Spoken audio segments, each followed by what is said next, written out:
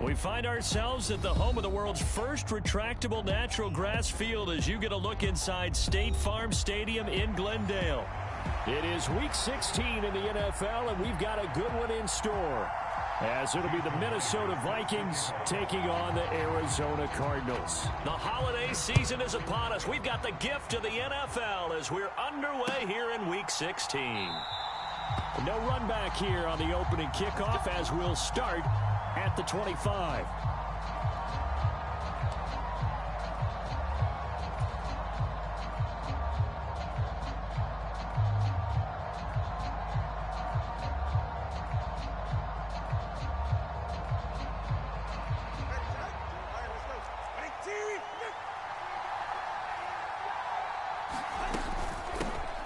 It'll be Sanders to begin the drive. And that is the kind of tackling they want to see all game, as he'll lose yardage to start things out.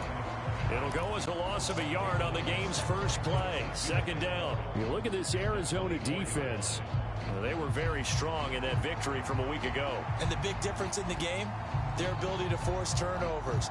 Multiple, in fact. Being able to take the ball away, give it back to their offense, the big difference in the game. It was impressive. Now the question, can they duplicate it? Second down, back to Sanders. And he'll fight forward to about the 27-yard line. 2 runs in a row, but only 2 yards to show for it. Well, this defense for the Cardinals very strong in that victory a week ago. And as in any game, takeaways are always a big key. They're always discussed on defense. There's an emphasis there. And they came away with 3 interceptions in that game. An early tough test on the opening drive. This is 3rd and 8. Now Tua. And Sanders has got it complete. And they get him down, but not before he takes it across the 40-yard line. It's a gain of 16, and the Vikings have the first down as well. And as you're game planning as a staff, you go through all the different ways you can neutralize the other guy's pass rushers. Extra linemen, leave a tight end in, bring the running backs back in to block. Or you can do this, a little simple screen pass, and it works to perfection.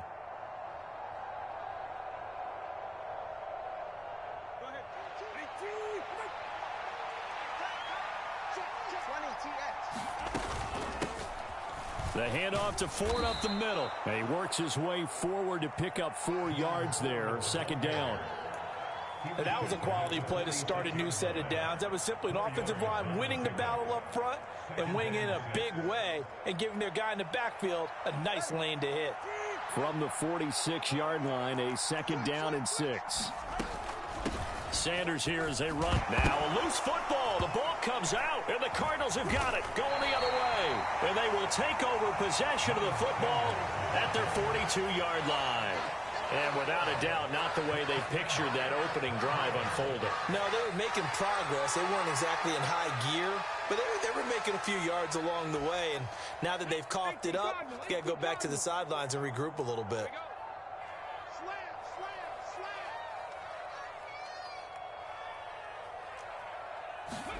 Following the fumble recovery, Hooker. Open man, that's Devontae Smith. And he's able to get this one out closer to midfield across the 45. Good throw, good catch, but I really like the route. The drag and being able to run away from defenders. Hard to stick with them for that long. Yeah, better against man than zone, or? Better against man, because now you're running away from someone and you're not running into a defensive player in another zone. They got 5 through the air last play, now 5 on the ground. 1st and 10. The Cardinals hit 10-4 on the year. And they come in on a pretty good roll here. Winners of 3 straight. And I thought that they played pretty well last week. Their execution, their discipline, their resilience, all on display in that victory. Beckham in motion right. And he's going to handle it on the touch pass. And that's something you have to get ready for defensively, because in today's NFL, teams will use their wide receivers on jet sweeps, end arounds. They'll move them back in the backfield and make them running backs. Partner, this was much more of a tap pass, but effective nonetheless. And I think both guys love it. If you're a quarterback, it's an easy completion. If you're a wide receiver, you get the easy reception and also a chance to try to make a play with your feet. Counting down toward the midway point in quarter 1. Hooker's going to throw it. He gets this out wide to Gibbs. And this is going to turn into another first down as the tackle is made at the Vikings 26. That one goes for 13 yards, and it moves the sticks. And they'll use him out in the backfield, and sometimes quite a bit. They're just trying to get him touches any way they can. 4 catches a week ago. There's another one right there. First down throw here. It's Hooker. Got an open man here, and it's K.J. Hamler. And he'll go out of bounds in the red zone just inside the 20. That's good. The completion there for 7 yards, and it'll be second down. Really been an ideal start for them. They get the turnover on the opening possession. Now here they are moving the ball straight down the field on their first drive. And that feels good, but you know on their side of the field, all they're thinking is finish this drive off because they took it away, right? So now you've got them back on their heels a little bit. Now go down, put a touchdown on them. Look out. You've won the mental battle early in the game, and that may carry over for you. 7 yards there and a first down.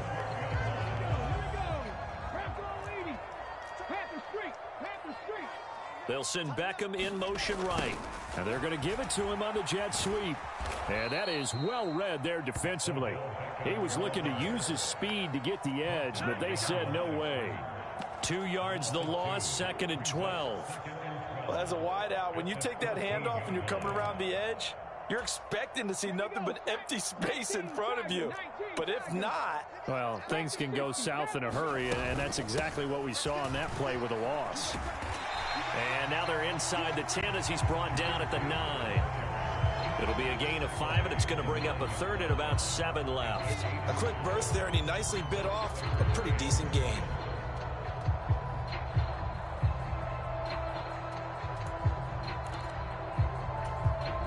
An 8-play drive to this point. So here's play number 9 on 3rd and 7.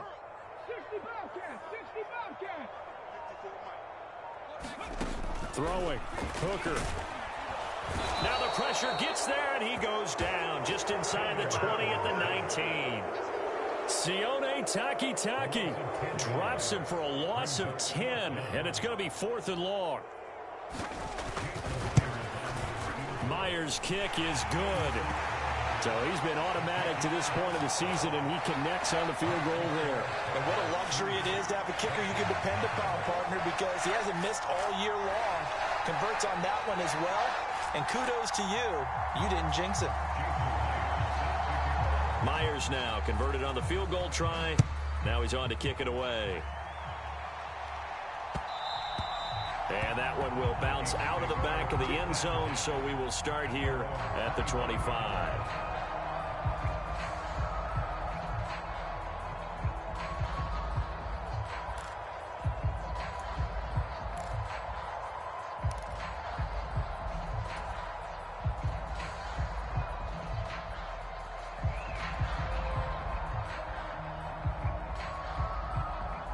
The Minnesota offense about ready to get this next drive underway. They fumbled the last time they had the football. Fortunate that it only led to a field goal. 3-0 the score as they start 1st and 10. And this will be a gain of 5 as he gets it to the 30. If you start assessing what went wrong last week, Charles, in their loss, had nothing to do with the ground game. They ran it well. And you also have to say to yourself as a team, don't go away from what worked. That's not the reason the game was lost. Running the football over time, when you do it consistently, usually translates into wins. And they're open to do it consistently here. The offense knew it. They were already starting to walk back as that one is accepted. And this should be the final play before the quarter ends.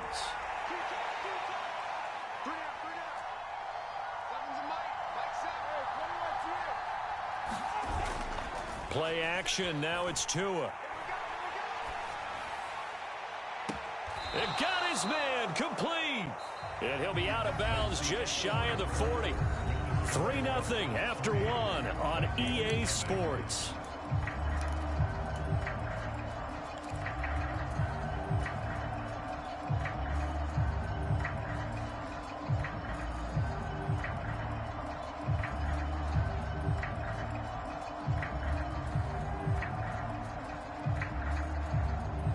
So the big play gets him across midfield now for 1st and 10. Going to the air, Tagovailoa. And there's a short throw. It's caught by Kmet. And he's going to get this down near the 30-yard line. So 1st and 10 now from the 30. On play action, here's Tua. And again back to Kmet. Another first down as they call his number again. He's got 15 yards here. Up the middle they go with Sanders. He will push his way down to about the 14. Micah Parsons, the linebacker, in on the tackle. But not much on that run, Charles. No, that's exactly the way to execute a run blitz there. They guessed correctly that they would move the ball on the ground, honed in on it, and stopped them. Mark that down for a win in the defense's column. This is 2nd and 8. They run with Ford. Fights him off. And he's going to get about 4 down inside the 10 to the 9.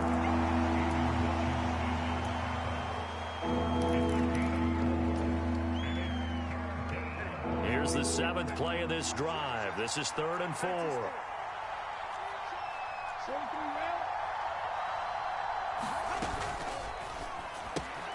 A throw left side taken in by Kmet.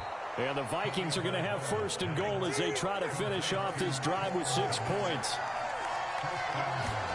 Here's Tua. A quick throw knocked away and incomplete. Coaches talk about it all the time. Players talk about it as well. Excellent job staying disciplined in coverage and making that stop. Inside the red zone, every stop like that could be preventing a possible touchdown. Sanders will score. Touchdown, Vikings. So they brought the extra bulk in down on the 1-yard line, and they're able to push this one across. Yeah, I can just see your face right now because I know we're mind melding on this one. Coach Madden would love this. Power football, hat on a hat, chest to chest, driving forward, touchdown.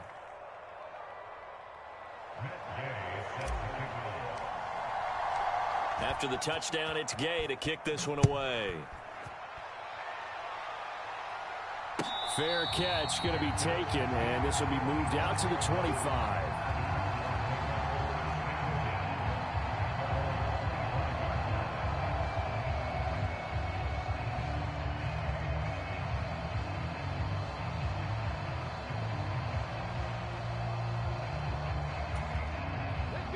Ready to go with their next drive, and at the line, the Cardinal offense.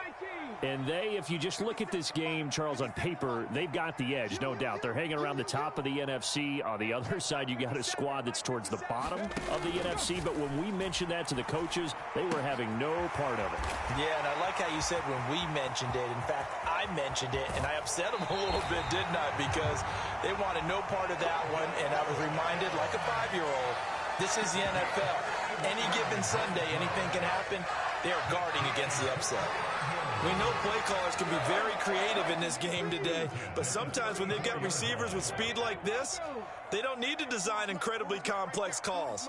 Sometimes it's just get the ball in his hands and let him do his thing. In a sense, less can become more, and it was right there. And he'll get this one down to about the 20-yard line. 15 more yards there, and quickly another first down.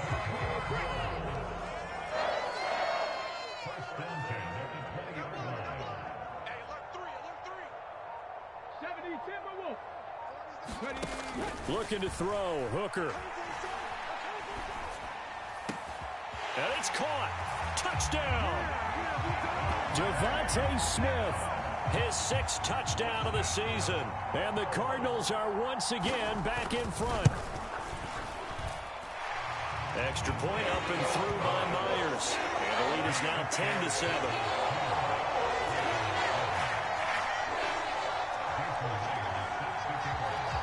After the touchdown, here's Myers to boot it away.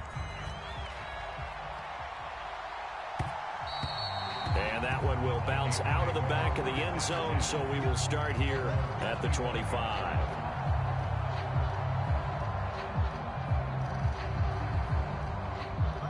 Here are the Vikings now to start their next drive. This drive here beginning probably with a pair of motivated groups. Remember, the offense scored a touchdown on their last time out. Looking to repeat that in Charles's defense. They were very frustrated after giving up 6 the last time on the field.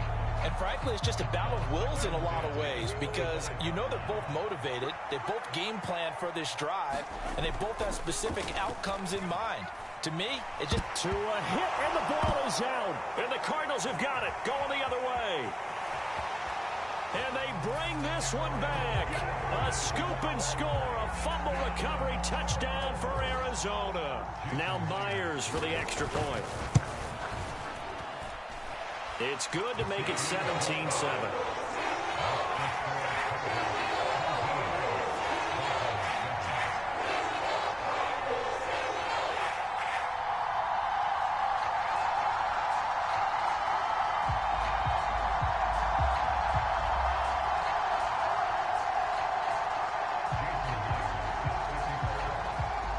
And you can bet they're preaching two hands on the ball here as the kick's away following that fumble return. And that one will bounce out of the back of the end zone, so we will start here at the 25.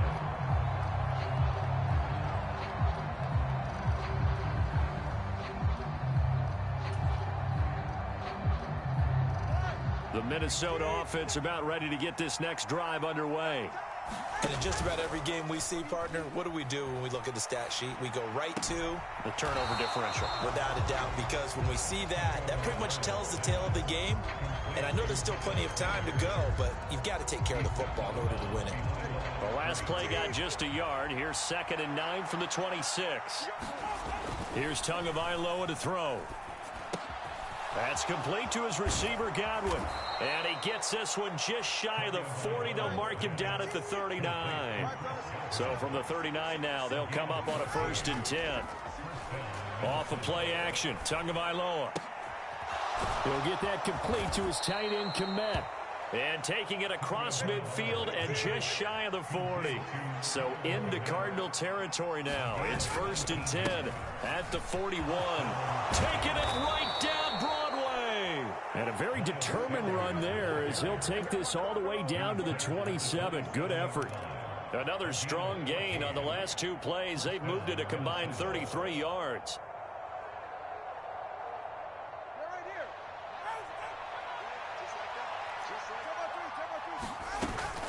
Right back to Sanders on 1st down. And he gets forward up the middle, but only for a couple. It'll be 2nd down. So if you've been playing defense in this one, there's a little bit of the good and some bad, because they did give up the touchdown run to him earlier, but shut him down otherwise. Outside of that, you're exactly right. I would say they've contained him very well.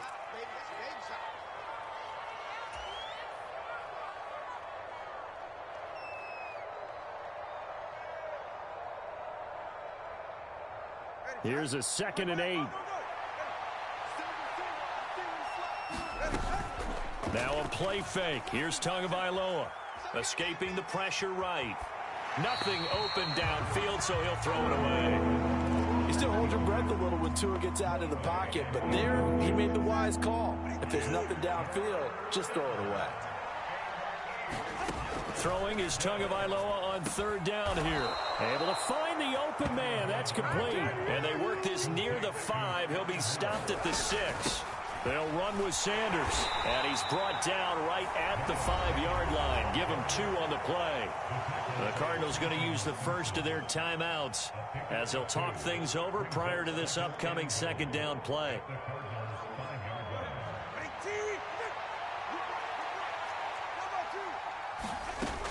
Once again with Sanders. And he is met in his tracks behind the line of scrimmage.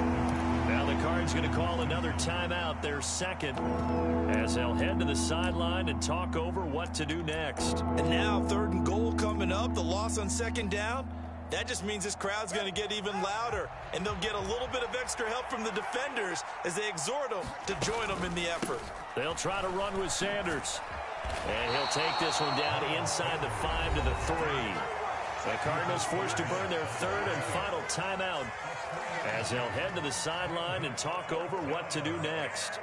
This is a long drive offensively. Wouldn't you hate to end this with just 3 points? Doesn't it feel like during a ball game you have certain narratives going on and there's certain drives that... And he will take this one into the end zone for a Viking touchdown.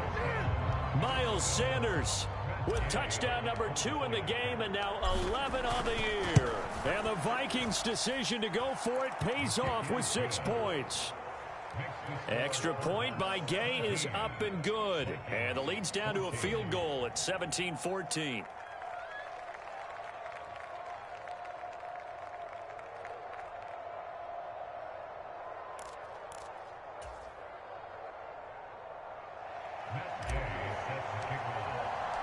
Following the touchdown, here's Gay to kick it away.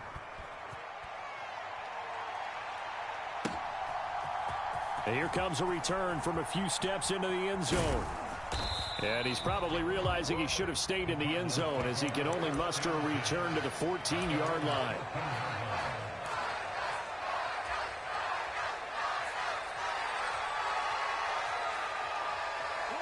Arizona's offense at the line, ready to get their drive started. It was still more than a minute to go in the half. Time to try to mount a drive. And I would think that they would have to. This is today's NFL. You got to push it whenever you get an opportunity. You could never have enough points with the high-powered offenses that you face. And analytics will tell you, try and score when given the opportunity. And look at this. They come right back with a big shot downfield. And they'll get it all the way up about 5 yards shy of midfield.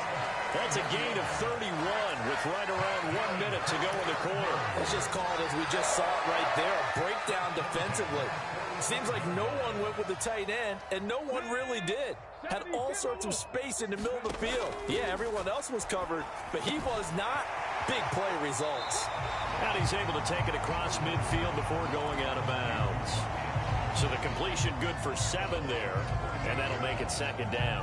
That's a staple of this offense. Drag route to the tight end. Yeah, he's unable to use his size to break off much more yardage after the catch, but still an effective gain nonetheless. Second down and 3.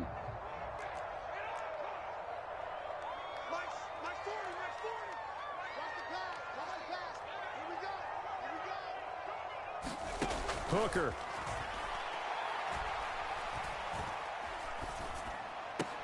Open man Hamler, that's complete. And he's got this down a yard or 2 shy of the 40 before he's out of bounds.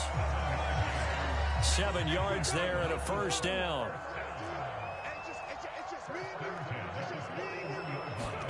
Trying to throw again here, Hooker.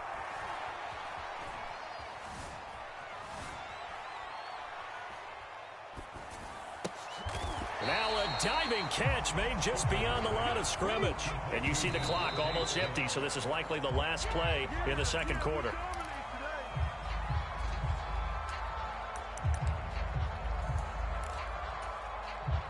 So on third down, the field goal unit will come out as they'll try to get 3 before half. They'll spot it at the 47. Oh, they get to the football. It's blocked. It's picked up. A live ball here, remember. But that's always a risk on those longer kicks. You have to drive it low to get it there. That opened the door for a better chance for the defense to get a hand on it, and that's just what we saw there. And even if the odds increase a little bit because it's a longer field goal attempt, it's still difficult to get hands on the football and create a block. Big-time excitement for that unit, getting through and knocking that one away.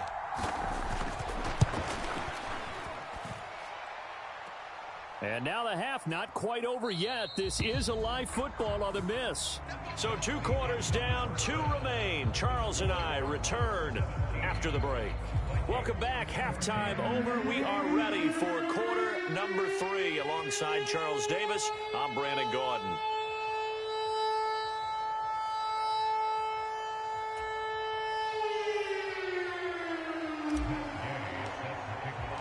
A field goal the difference. 17-14 is the score. Back underway here now in this third quarter. Now this will be returned from deep in the end zone. And he'll be brought down at the 28-yard line, so the decision to bring it out of the end zone gets him through.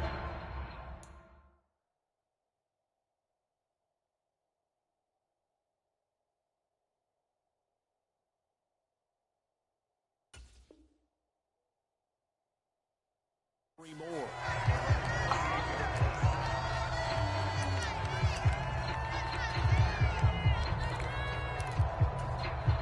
Ready to go with their next drive, and at the line, the Cardinal offense. This offense set to begin the third quarter. And, Charles, if they had a checklist of things they wanted to accomplish in the first half, certainly at the top of that list would be having the lead, and they've got that here. That's always the most important box to check, isn't it? But also, they've had some success in their passing game, so probably an empty box establishing the run. They're on pace for fewer than 100 yards in this one, so now they want to make sure that they get that going so they truly have a control in this ball game, and down the stretch, being able to be balanced, either throw it or run it, and try and win this ball game.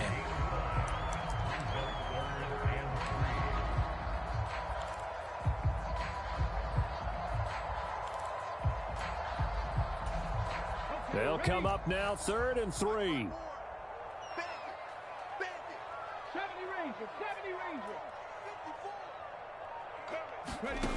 Here's Hooker. Flush to his right. And he'll just toss it away.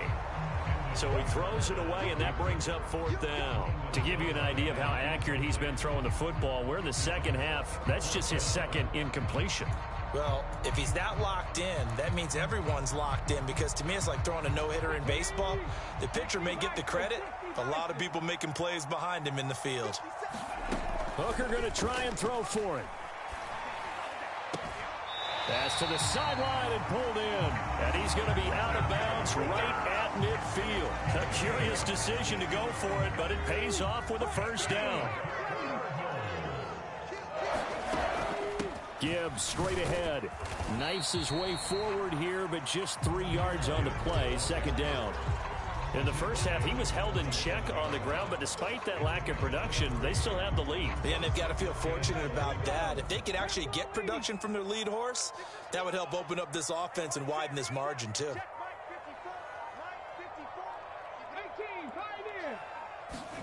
Hooker now on 2nd down. He's got it complete to Gibbs. And he'll get it inside the 40 to the 39. 7 yards there and a first down.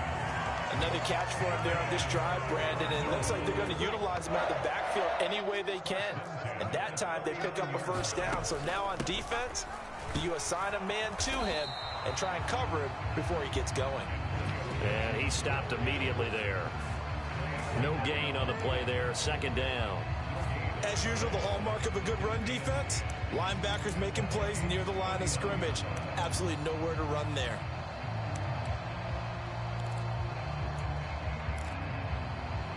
Now it's 2nd and 10.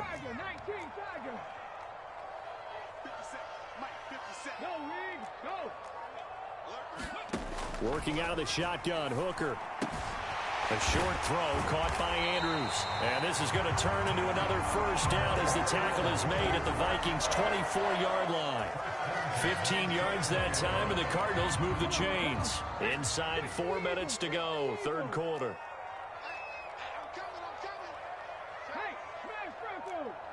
Beckham will go in motion right.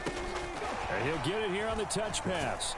And he's just going to run right into that big old defensive end. And that play going nowhere.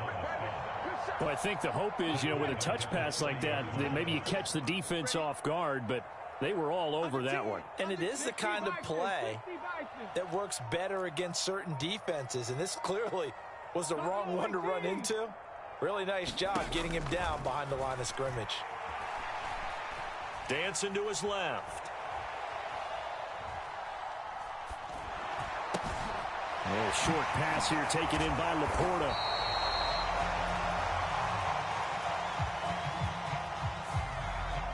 Well, as a lineman, they are trained. You've got to stay close to home. If you're more than a yard downfield, they're going to toss that flag, and they did there.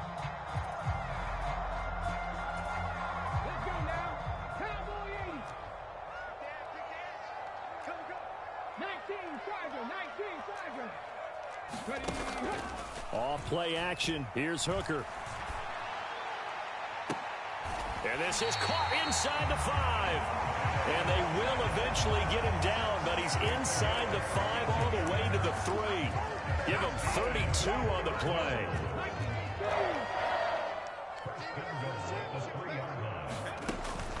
Gibbs will struggle to get to the line of scrimmage as he'll be tackled back at the 4-yard line.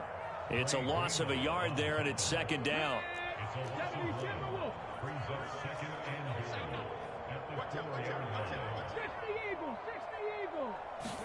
Here's Hooker to throw it. Eluding the pressure right. And he just chucked that one out of bounds, out of everyone's reach. Maybe a wise call not to take a sack in this part of the field. It brings up third down. I see the surprise in your face there, partner. That is a rare incompletion from him. He's been on point this entire game. He has percentage completion-wise way up. Not that time. Hooker. He's got his man. It's caught in the end zone. Touchdown, Arizona. Devontae Smith with his second touchdown of the afternoon. And the Cardinals take the opening kickoff of the third quarter and drive right down the field to extend their lead.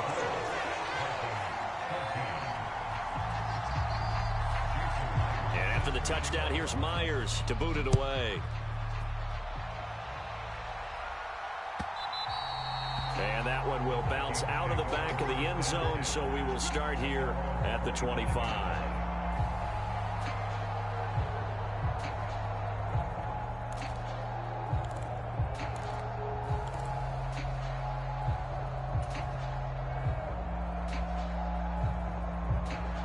Here are the Vikings now to start their next drive.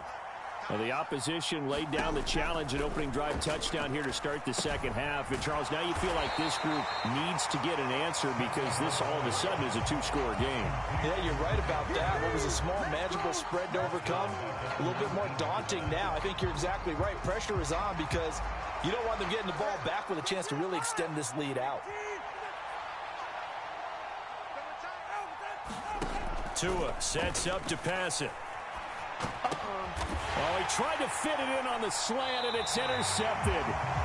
Picked up by Minkah Fitzpatrick, and his guys are going to get the football at the 28-yard line. Well, when I looked down, he was kind of shaking his head right after he threw that pass. What did you see? Well, from a defense's perspective, anytime you have your eyes back towards the quarterback, you're in a position to make a play on the ball, whether it's a big-time play by you or an overthrow by the quarterback. You have a much better opportunity. On 1st and 10, here's Gibbs to the 27-yard line. An opportunity to get a drive started here at the end of the third quarter. What you're trying to do is break the game down a little bit. Don't let your guys see too deep into the game, into the future, and say, oh, we got to get here. No, right here, right in front of them, melt the clock down, get to the fourth quarter, try and keep going. And try to keep that lead. Exactly. And only a yard this time as he's taken down right around the 26. 1 quarter remains here in Week 16. We'll return with more after this break. You're watching the NFL on EA Sports.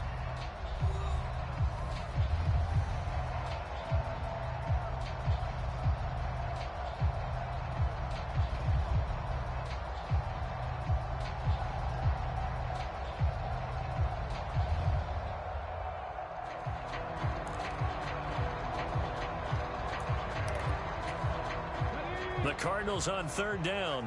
Just 1 for 3 thus far. This is 3rd and 7.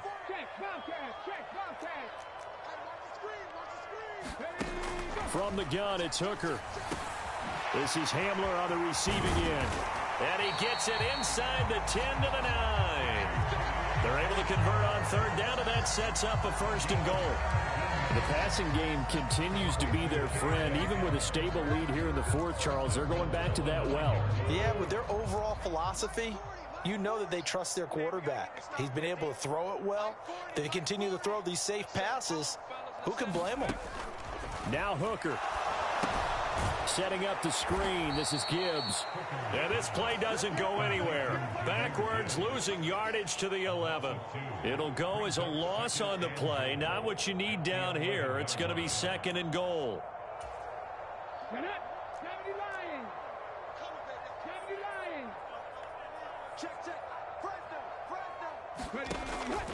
Back to throw. Hooker. Flushed out right. And he just chucked that one out of bounds, out of everyone's reach. Maybe a wise call not to take a sack in this part of the field. It brings up third down. Boy, that was lockdown coverage there. He's scanning for someone to come open. But that was great work to blanket everyone. And in the end, he's just got to throw it away.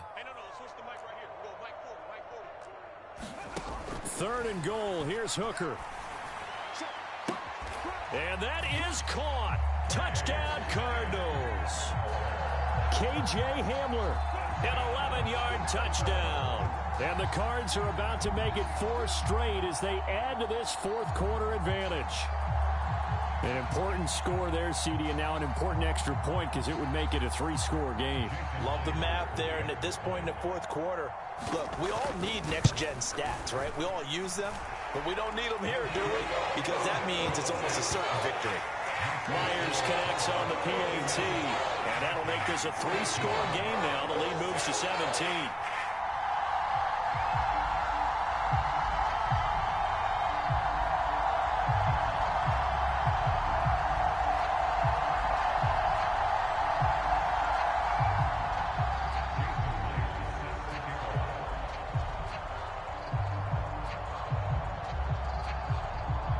After the touchdown, here's Myers to boot it away.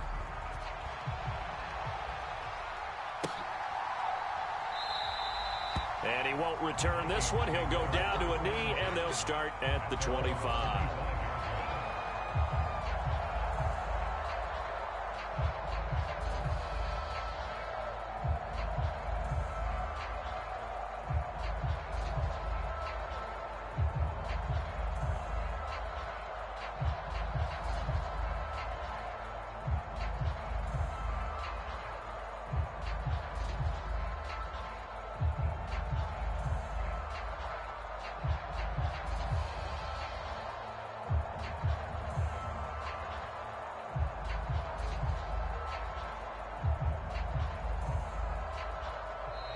Now problems right out of the gate.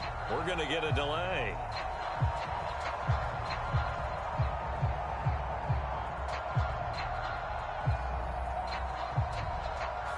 That flag accepted.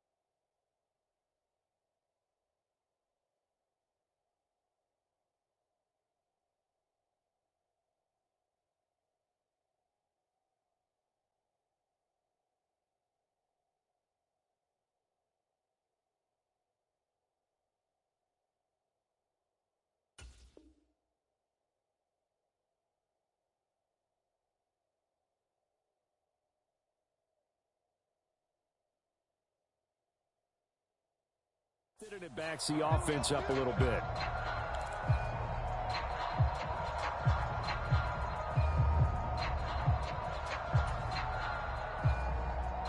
Now they need 15 yards on this series after the delay of game. 1st and 15.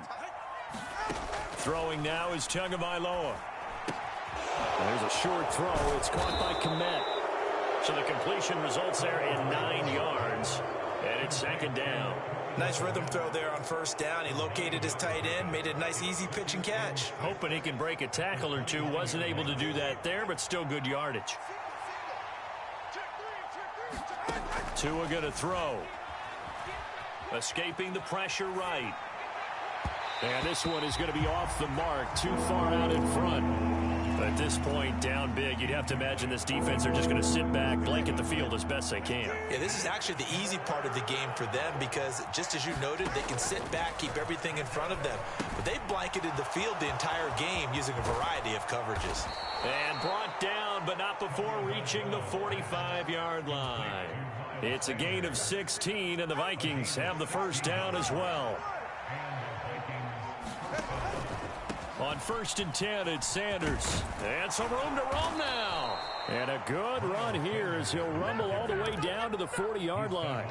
48 yards rushing for him now with a couple of touchdown runs to boot. So into Cardinal territory now. It's 1st and 10.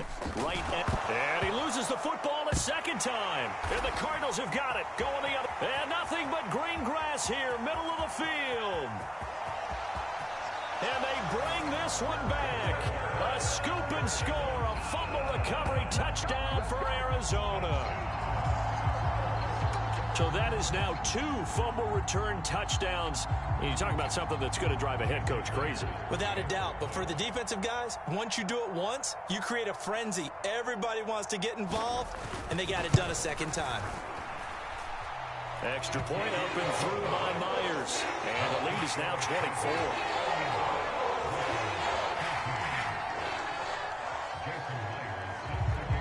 So here's the kickoff now as they'll get it again following that fumble return for a score.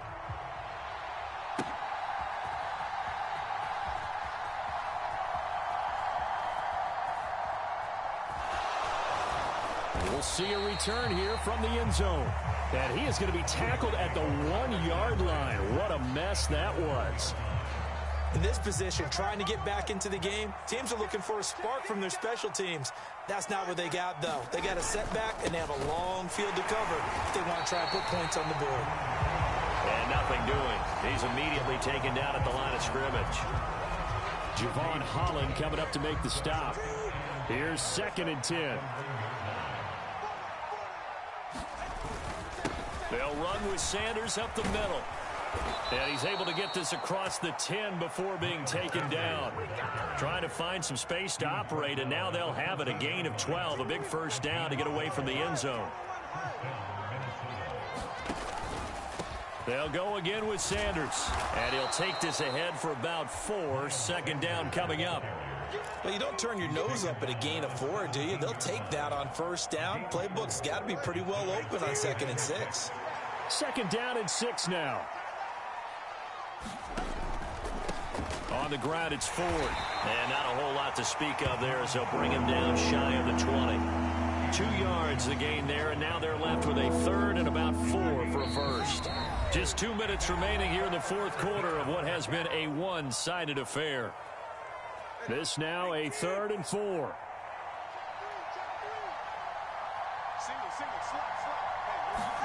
Looking to pass. Tua. That's into a crowd and intercepted. Picked up by Javon Holland. And he's going to get this on down to the 13-yard line.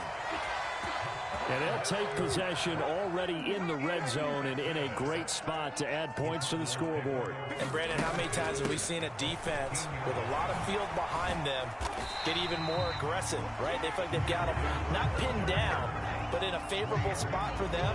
And they took advantage of it there. Got a nice interception and set up their offense in great shape.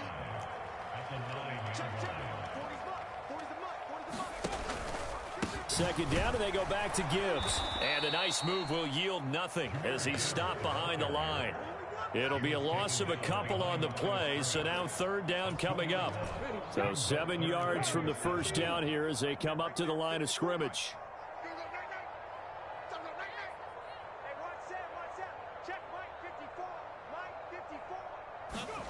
3rd down, Hooker looks to throw it.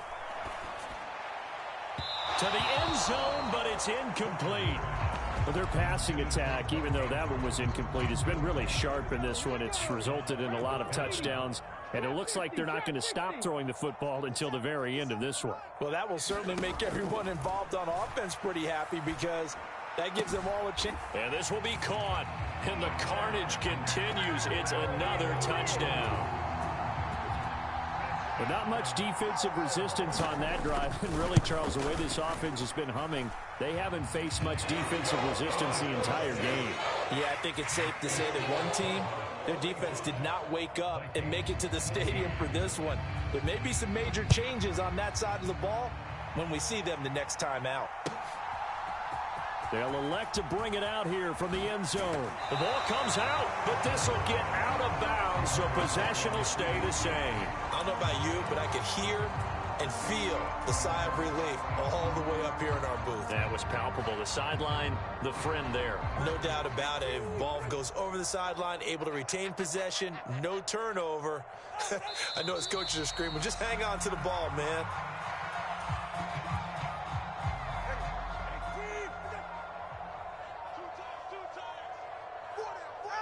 And they take a knee.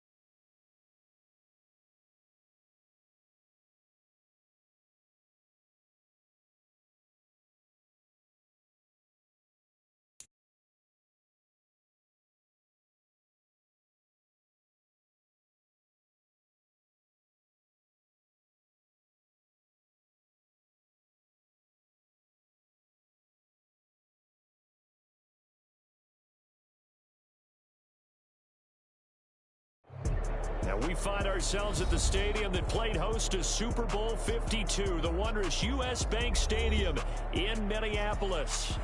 Today we've got a Week 5 matchup in store here, as it'll be the Kansas City Chiefs taking on the Minnesota Vikings. The first quarter of the season already in the rearview mirror, and off we go in Week 5 on EA Sports. And no run back on the opening kickoff. It'll come out to the 25.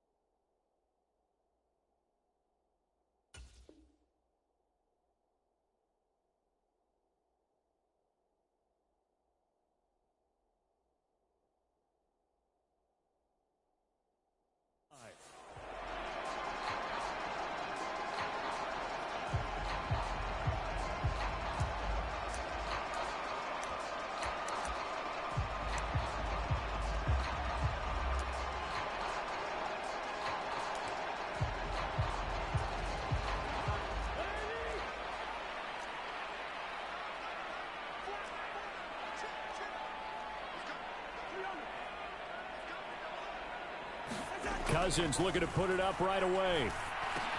Looking underneath, he's got Akers. And that's good for a pickup of 10 yards. And they'll be left with a second and about a foot. Just about every quarterback is trained to really look downfield first before you come back and make a nice, safe throw.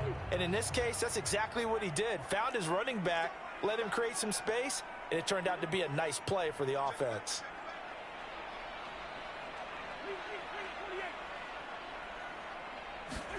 Cousins now on second down. And his throw's going to be incomplete. He was trying to find Justin Jefferson there. And that'll make it third down. You talk about this Chiefs defense. And this unit, very tough to throw against. Currently second best in the NFL. And since this is such a good unit at covering passes downfield, I think that last play is typical of what we might see. A lot of short passes, see if they can generate some run after the catch. But nothing doing on that one. And he gets this to the other side of midfield across the 45 before going out. The 21 yards there as they convert on third.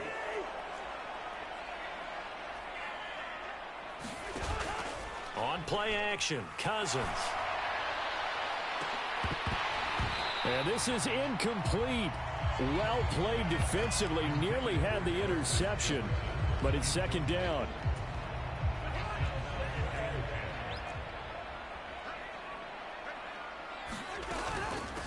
Now the fourth-year man, it's Cam Akers. And he's dropped right at the 40. Gain of 3.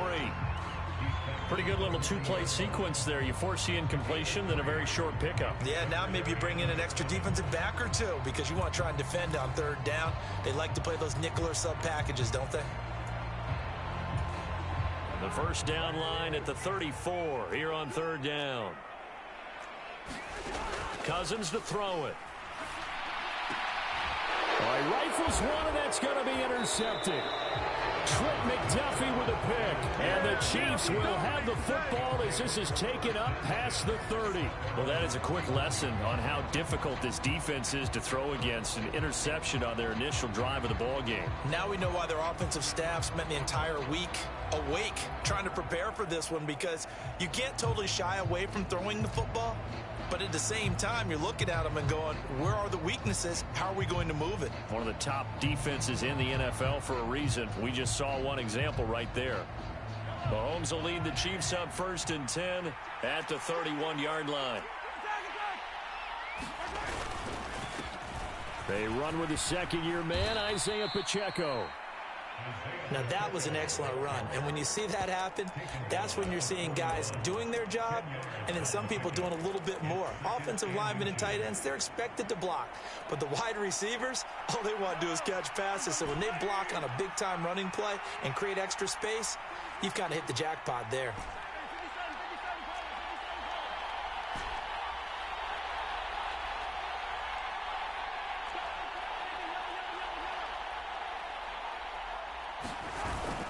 They fake the give. Now Mahomes.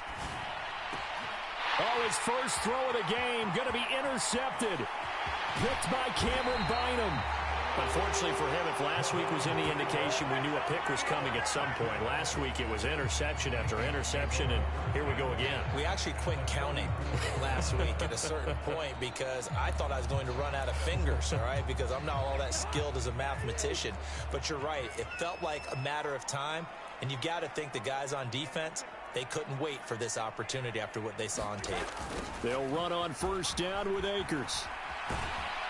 And he'll lose yardage on the play back at the 37-yard line. Big stop from a guy who can bring a big hit, Nick Bolton. Part of the thinking when you bring in extra tight ends, you're hoping that each of your guys gets those one-on-one blocks and creates a crease for your runner. Know what the converse is, though? You've got to win those one-on-one blocks, and when you don't, that's the result you end up with. And that'll be incomplete. K.J. Osborne, the one he was looking for. And that takes us from second to third down. You talk about this Chiefs defense. And this unit, very tough to throw against, currently second best in the NFL. And this unit knows exactly where they rank. They're number 2 against the pass in the NFL. You know they have their sights set on being number 1, looking for a big game today. And they'll have it in the red zone before he crosses over out of bounds. That one a broken play, but it ends up being a good play. The scramble goes for 20. I'm not sure he falls under the category of mobile quarterback, but he's athletic enough that if you don't keep your rush lanes intact, he finds a way to hurt you. As coaches like to say, I wouldn't call him a burner, but enough there in the tank. And he'll get about 3 as he's taken down at the 14-yard line. Clock rolling as we hit the midway point of this first quarter. Play fake. Cousins. Flush to his right. And he just chucked that one out of bounds, out of everyone's reach. Maybe a wise call not to take a sack in this part of the field. It brings up third down. That was not a real confident throw right there, and he's just 2 of 7 to start the game. Now he's going to have to find a groove with a big third down coming up. Let's see if his confidence can increase.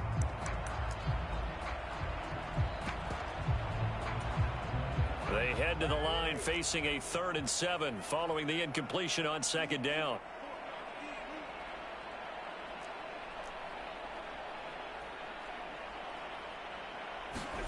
Throwing is Cousins. And a dangerous throw there as that's knocked down and incomplete. Oh, that's going to hurt a bit because they needed to come through with a completion there. Now a drive that started with great field position is facing 4th down. Gonzalez's kick is good. And the Vikings have a 3-0 lead. So, Charles, they get to them with their first turnover of the game and then make it hurt a little bit extra with a field goal. And anytime you give the ball up, what's the first thing a coach tells his defense?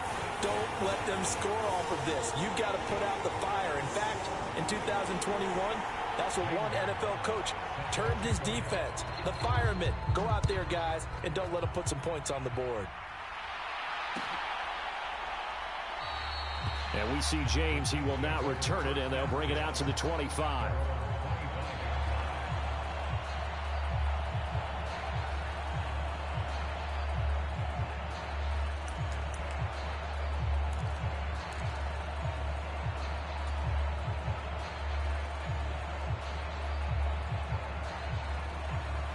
The Chiefs offense about set to begin this drive.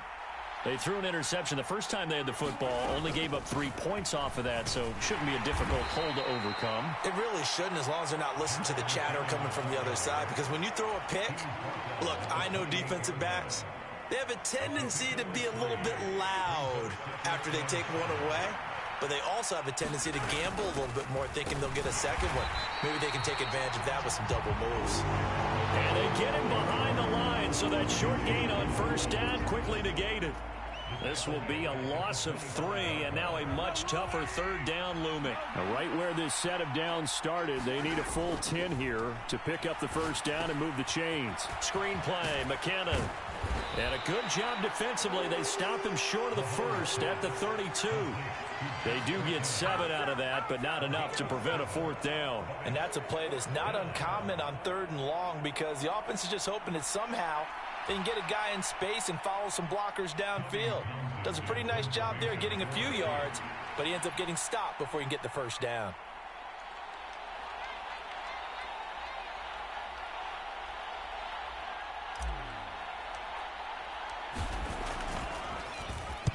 On is the punter Townsend as he gets this one away. And a great job here. This is going to turn out to be a beauty. This is marked down at about the 3-yard line. That punt was near perfection as it checked up inside the 5-yard line. You never know where these things are going to go, do you? No, what was it? You got a John Heisman quote about that, right? Yeah, he said the football is roughly a prolate spheroid, which means it's going to bounce funny, and you never know where it's going to end up. Officially no gain on the play, and it's second down. Really shouldn't be a surprise. It's going to be hard to move people in this situation. You know they're going to bring the pressure defensively. Because I remember playing in these spots, and my coaches always say, don't be afraid to try and create a safety, too. They're going to bring pressure. Back near the goal line, Cousins. And that'll be incomplete. Took a pretty good shot as he tried to pull that one in. Couldn't hang on, third down. This is certainly a team that has proven it likes to target its backs through the air, and defensively, they were aware of that and certainly were prepared on that throw.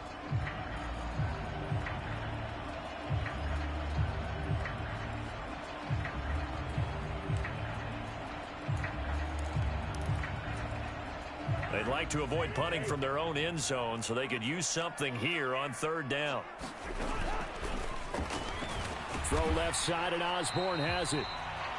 So just 3 yards on the completion there. And that's going to bring up a fourth down. Now here's a defensive timeout called by the Chiefs. They'll have 2 remaining as we step aside here in this first quarter.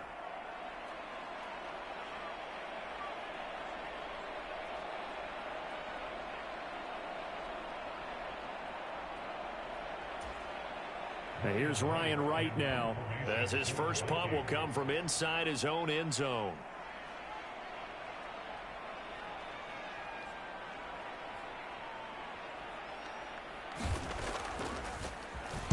He punted 4 times in the loss last week as he gets this one away here. James now to return. Good blocking there, nearly sprung him. As it is, it'll go as a 19-yard return. And the Chiefs will have excellent field position here as they take over.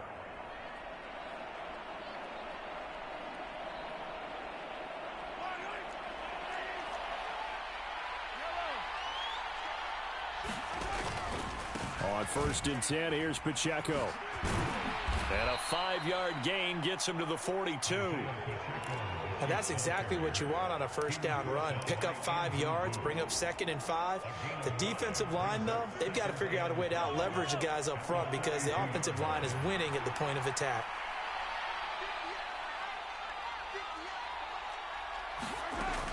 Second down, McKinnon.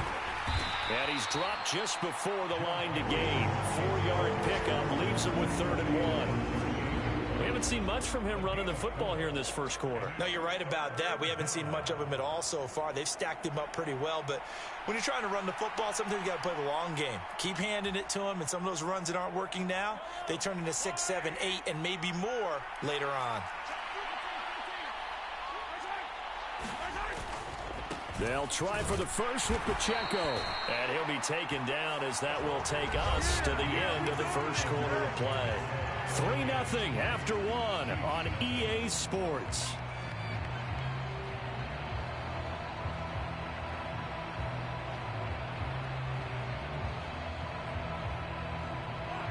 Line of scrimmage, the 37 on 1st and 10. From the gun, they will run with McKinnon. And maybe a little over pursuit there as he's able to take this down to the 25-yard line. That one good for 12 yards into Kansas City first.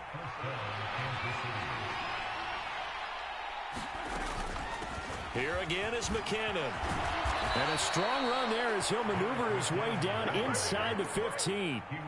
11 more on that one and another first down. Partner, if you want more carries, I think we saw how you get them. Showed that he's got the fresh legs, and he picked up the first down on that run. Don't just ask for them. Show them that you're supposed to get the football. A give right side for Pacheco. And he is going to be stopped cold behind the line of scrimmage. It was Danielle Hunter to make the play in the backfield. Now they contend with a 2nd and 12 after the loss.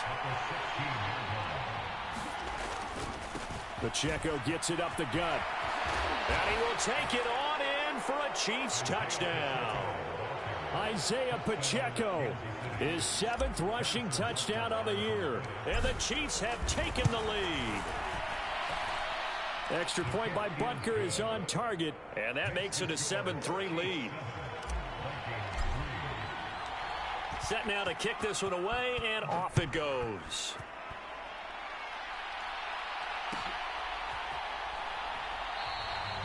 And this will not be brought out. It's a touchback.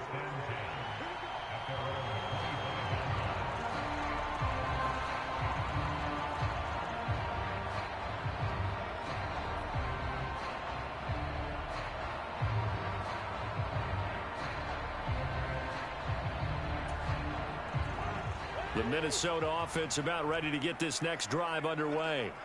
And it's been very much a slow start for them. 3 drives and just the 3 points, CD. Yeah, if you're into the points per drive ratio, that answer is 1. And that's not going to get it done in a ball game. They've got to find a way to finish these drives in end zones, not having balls go through goalposts. Got to imagine the pass rush will be equally intense here on 2nd down following the sack. It's 2nd and 18.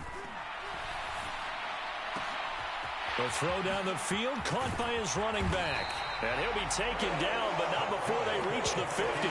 The catch and run going to wind up netting him 33 yards. Oftentimes now, offenses aren't nearly as precise as days gone by. They just tell receivers, find an open patch of grass and let the quarterback find you. And that's exactly what they did on that play. First with the pass through the air, nice chunk of yardage there, and then additional pickup with his legs after the catch. He'll buy some time right. He throws it on the move, but can't connect as that falls incomplete. The Vikings at 1-3 here in the early part of the year. Yeah, they've lost 3 straight here. It kind of goes without saying, I guess, but they could certainly use a win. Yeah, no doubt about that. There's a difference between a losing stretch and a losing streak, and right now, they're not playing their best football, but if they were to fall here, and now you're looking at going 4 games without a win, things can start compounding themselves pretty quickly from this point forward.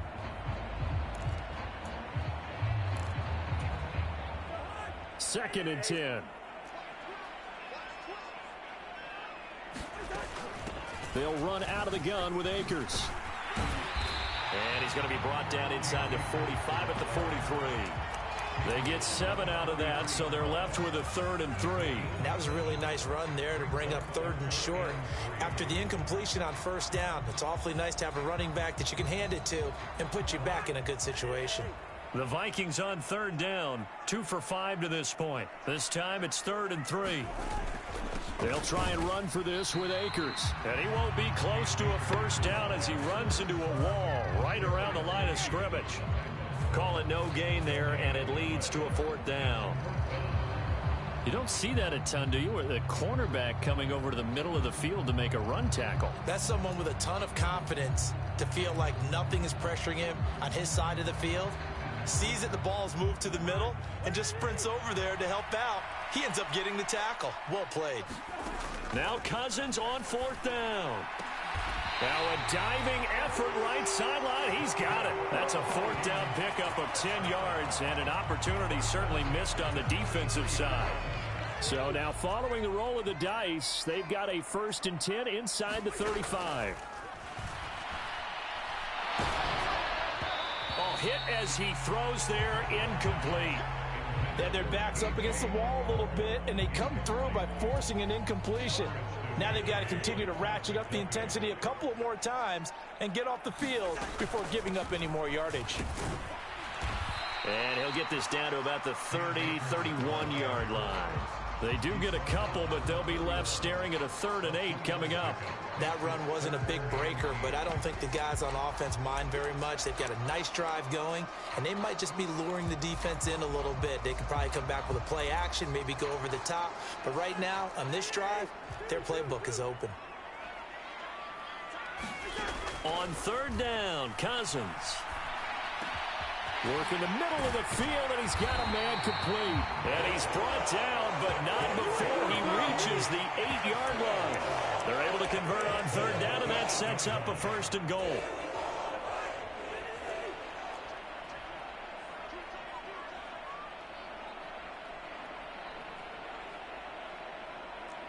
They'll send the big tight end in motion right.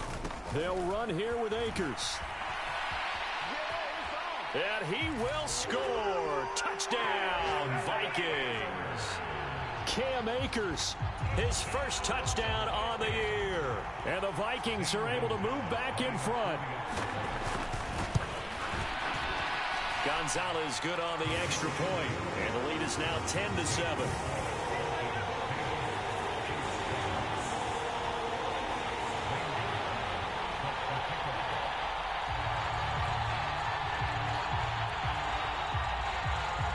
Now after the touchdown, here's Gonzalez on to kick it away. And here comes a return from a few steps into the end zone. And ultimately cannot get this out to the 25-yard line as he's dropped at the 23.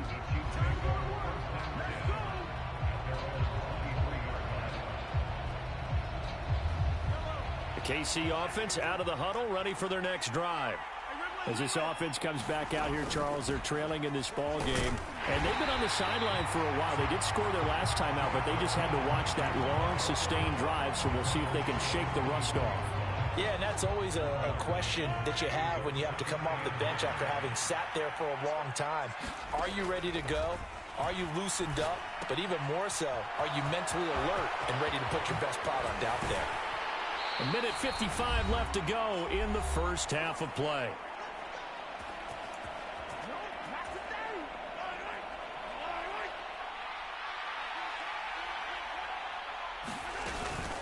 Play action. Now it's Mahomes. Got a man, that's Richie James. And the tackle going to be made at the 38.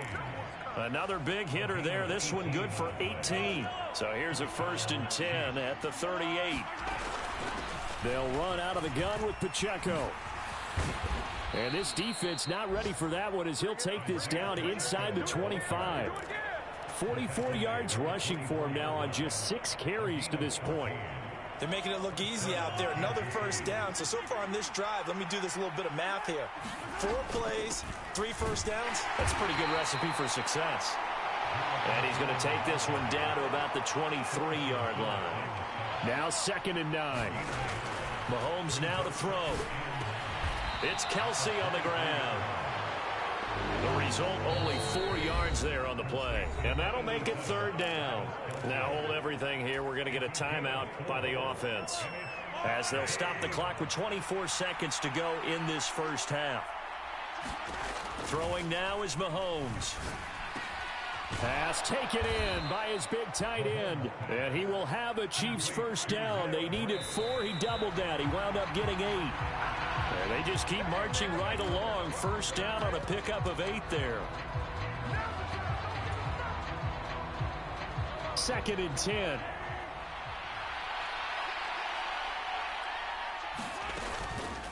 Straight ahead they go with McKinnon.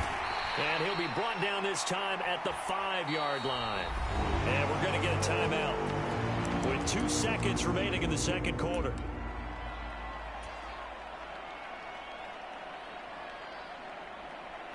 So with 2 ticks left here in the half, on is the field goal unit.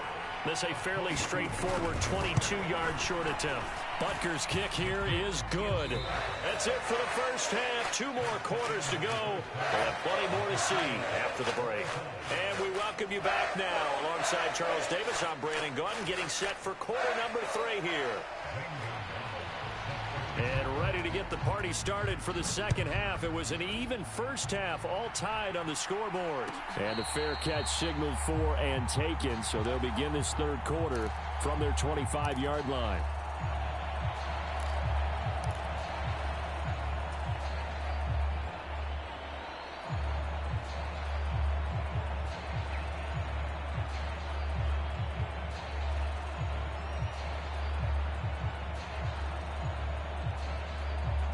The Chiefs offense about set to begin this drive. It's a tie football game here. What do you think, Charles, the message was at halftime? Well, I think that they probably just looked at things and said, we're fortunate that this is a tie game. No need to panic, no need to change a whole lot. We didn't play anything close to our best in the first half, so we don't have to go out and win one for the Gipper. Let's just go out and play our best football and win one for us.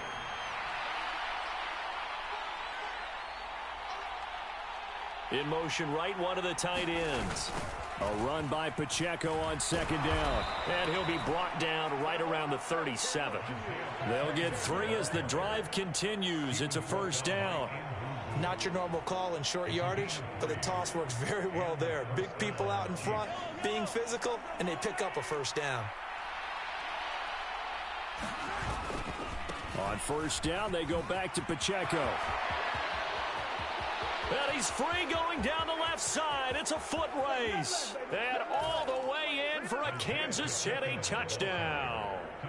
Isaiah Pacheco with his second touchdown of the game, number 8 on the season. And the Chiefs have broken our tie as they take the lead. Extra point by Butker is on target. And that makes it a 17-10 score. The kickoff unit is out on the field, and they will send this one away. And this will be a touchback, so they'll bring it out to the 25. Here are the Vikings now to start their next drive.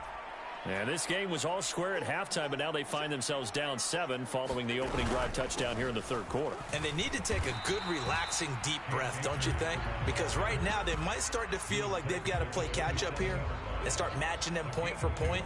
But it's still too early to get there. They can still run their offense. Plenty of time to get back in this game.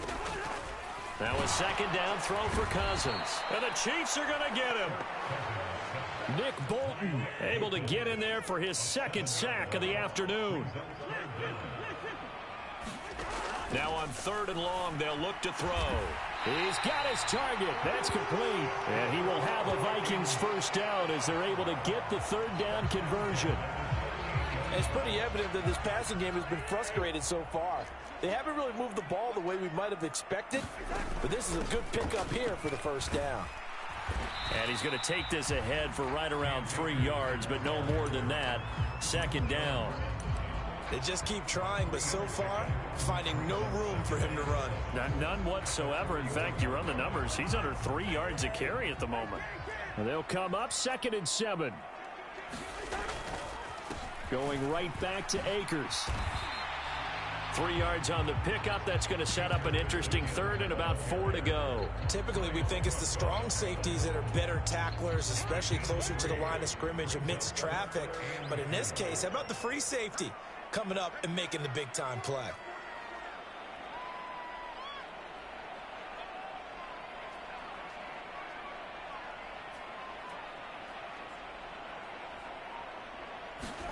Cousins. That is caught. And he will have a Vikings first down, although it doesn't appear to be by much. He needed 4, and he got 4 on 3rd down. Off the play fake, Cousins. Oh, going for Jefferson downfield. And he's got it inside the 10. Touchdown, Vikings. Justin Jefferson. 52 yards. And the Vikings are an extra point away from evening this one up. Gonzalez able to tack on the PAT. And that will level the playing field at 17 all.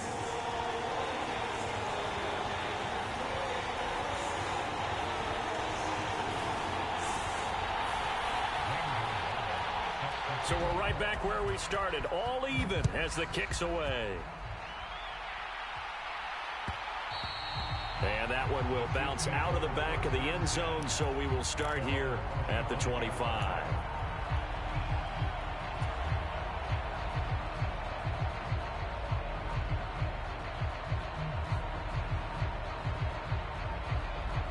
The KC offense out of the huddle, ready for their next drive. And these two teams have traded touchdowns so far with their first possessions here in the third quarter, so we're right back to where we started at intermission. Yeah, how about that? tied at the half, tied after the first 2 drives of the third quarter, 1 for each. That tells me that someone's defense has got to step up and make a big play and try and change the momentum of this game. They'll come up now 2nd and 4 from the 31.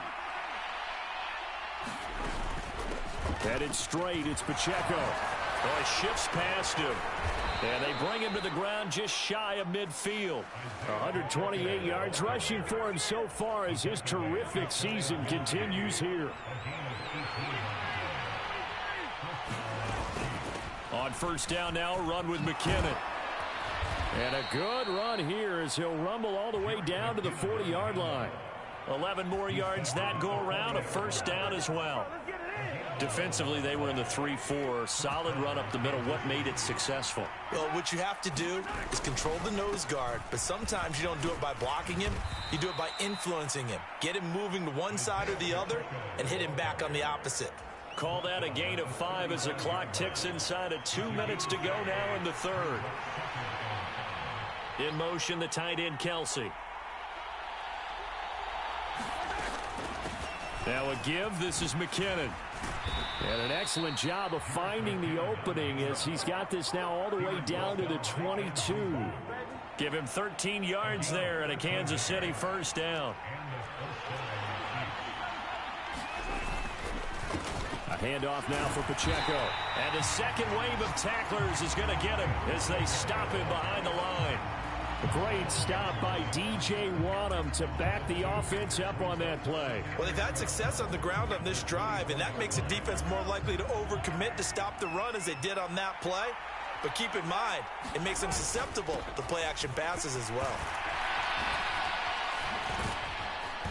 And they will eventually get him down, but he's inside the 5 all the way to the 3. That's good for 21 yards and a first down. And he continues to pile up the yardage. That puts him over $150 now. And this defense has really had its problems trying to keep him contained.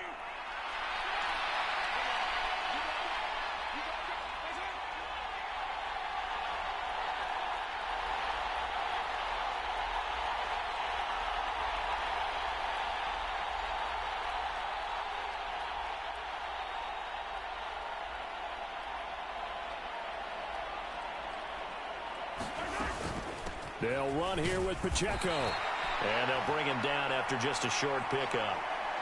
So both teams trade touchdowns in the third as we're through 3 quarters of play. You're watching the NFL on EA Sports. And we return, welcoming you back to Minneapolis. All even as we get ready to start the fourth.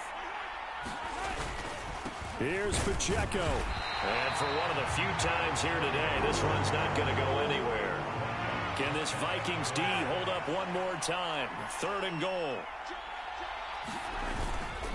They'll try and run with Pacheco. And he takes this into the end zone for a Chiefs touchdown.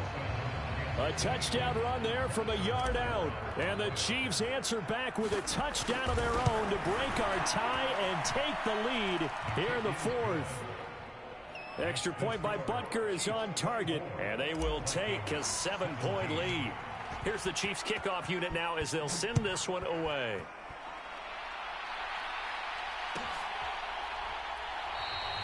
And from back there, a wise move. He'll just sit on this one, and it'll come out to the 25.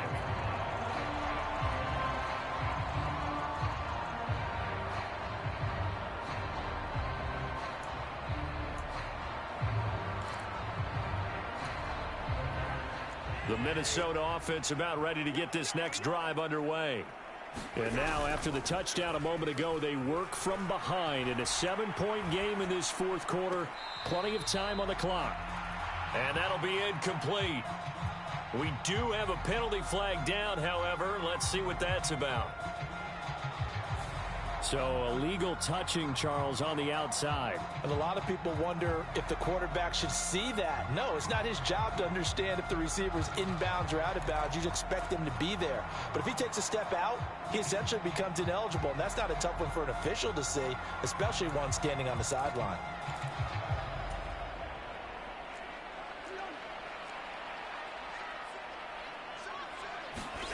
Cousins now.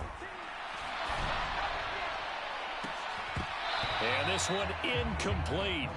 Too much contact to hold on to that one, and it's third down. My first thought is surprise because that's one of the better tight ends around, and I've seen him pull in balls like this before. But how about a little credit to the defense forcing that incompletion? Cousins. He had a man open, but he missed him, and it's incomplete. Well, I think we were both wondering if we were going to see them try and push it deep downfield, facing a one-possession deficit late, and they certainly didn't disappoint. They gave it an effort. On fourth down, the punt team is on as this is sent away. James now to return it. Shifts by him, and he'll be out of bounds right at the 40. So possession goes over here on the punt, and it's Chiefs football, 1st and 10. The Chiefs offense about set to begin this drive. They have the lead, obviously, late in the game. I guess the good news for them is if for some reason they would make a mistake, a field goal does the opposition no good. Everyone loves to have a little bit of a cushion, and that helps you immeasurably. But the bottom line is, do all the things that you're taught in order to close out the game. Don't even let that become an issue. Yeah, but still a one-possession game. This one not fully over yet. No gain that time, and it leaves them with 3rd and 11 coming up. And this is why the head coach gets paid the big bucks. Look at where they are in this situation, partner.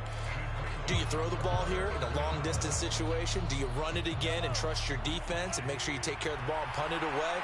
What kind of options do you have here, and what do you trust more on your team? Yeah, they may have just pushed him back into that throwing situation. We'll see. Yeah, this pass broken up. Excellent coverage there on 3rd down, as that was not an easy one to hold on to. Here's the Chiefs punter now, as he'll punt it away for the 2nd time.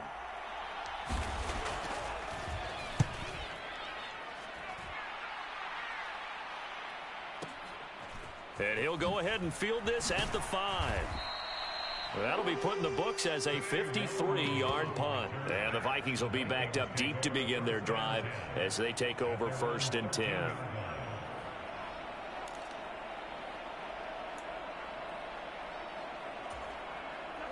Here are the Vikings now to start their next drive.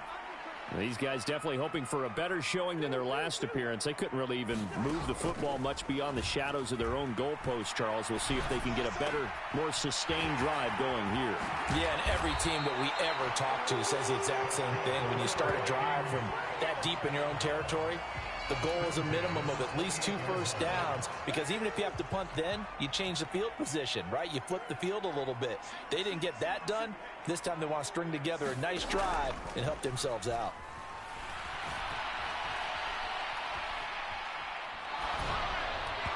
And now a throw on 1st down there, but it's incomplete. That certainly appeared to be a play call where they were just trying to make 2nd down, 2nd and short.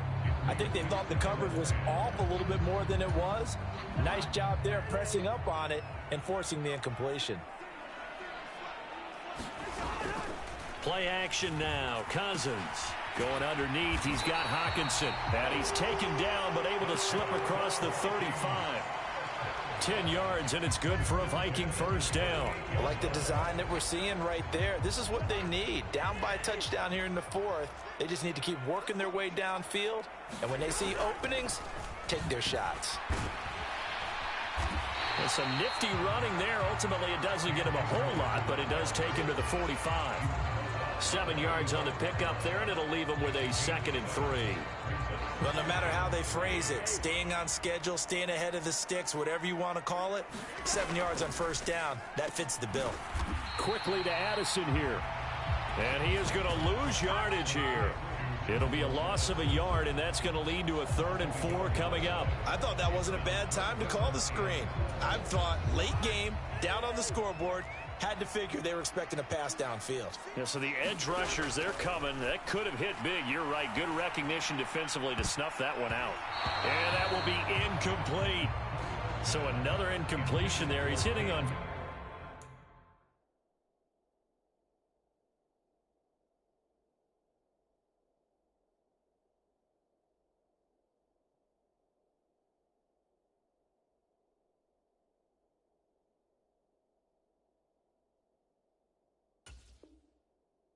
Than half his pass attempts in this one, and that is not a winning formula. Yeah, so let's make sure we give a little bit of credit to the defense here. They've given him a lot to think about, a lot of different looks, and he seems a little bit confused trying to complete passes.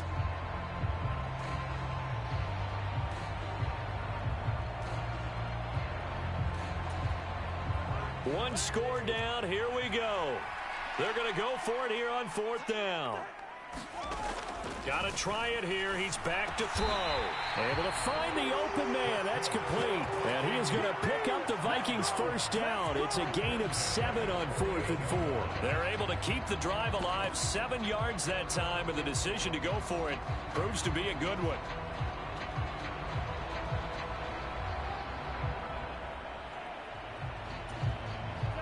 A new lease on life after the 4th down conversion. Here's 1st and 10. They go play action. Cousins. This is caught by Addison. A good pickup there of 20 yards. Tell you what, he's been able to put the ball in some tight spots all game long. That throw, no different. Yeah, a lot of people would call it a gutsy type of a throw. I think he looks at it as, I can do it, so it's not that big of a deal to me, and I'm going to keep firing. 1st down. Here's Cousins. There's Hawkinson in the end zone. Touchdown, Vikings. A great effort there. His 2nd touchdown on the season. And the Vikings are an extra point away from tying this game here in the final minutes. Don't forget the extra point. It's up and good. And we are tied here in the 4th quarter. Now this one setting up for a great finish. All tied in the 4th as the kick's away. And that one will bounce out of the back of the end zone, so we will start here at the 25.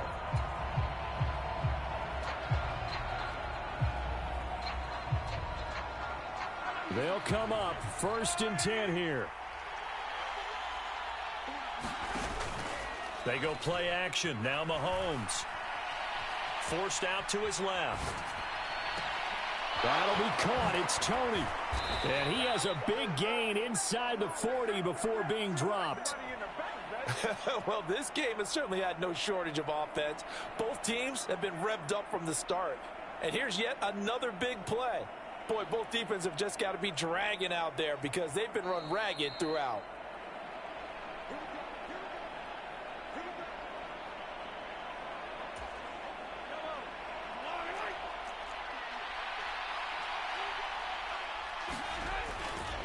On 1st and 10, here's Pacheco. And he's going to take this ahead for right around 3 yards, but no more than that. 2nd down. Well, that's not a run that's going to make any of the highlight tapes, but they've been moving it well all game on the ground. This is another one that keeps them moving forward.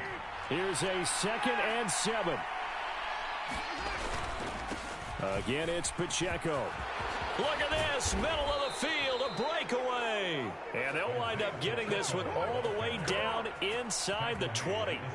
Probably had 60,000 thinking pass right there, including us in the booth. Yeah, no doubt about it. That was a big call, big guts on that one. And guess what? That run, it'll pay dividends. And they'll bring him down at the 13-yard line.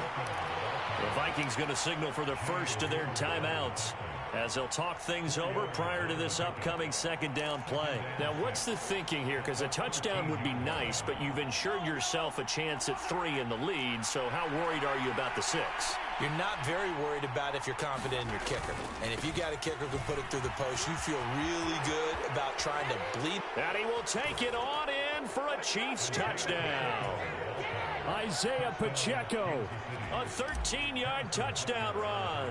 And the Chiefs have broken our tie and have taken a 4th quarter lead. Extra point by Butker is on target, and they will take a 7-point lead. Here's the Chiefs kickoff unit now as they'll send this one away.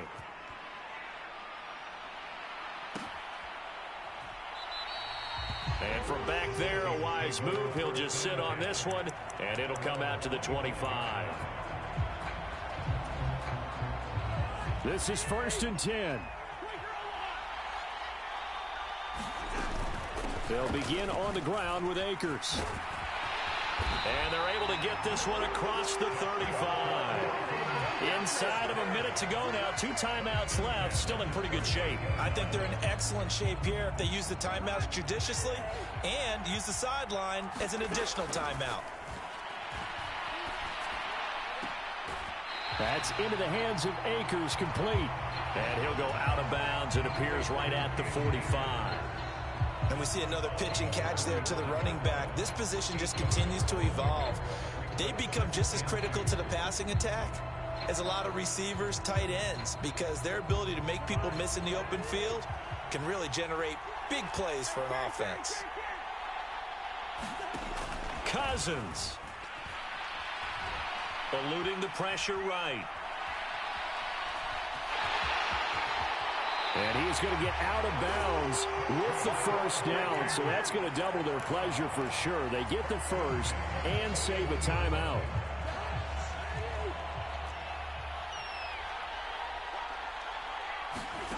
Here's Cousins. And that'll be off the mark, too far out in front, and it's incomplete. And let's face it, this defense has had its share of struggles all game long, and they know that they can put it all behind them if they defend well here in the 2-minute drill. Excellent coverage right there to force the incompletion. They'll try again here. 2nd and 10.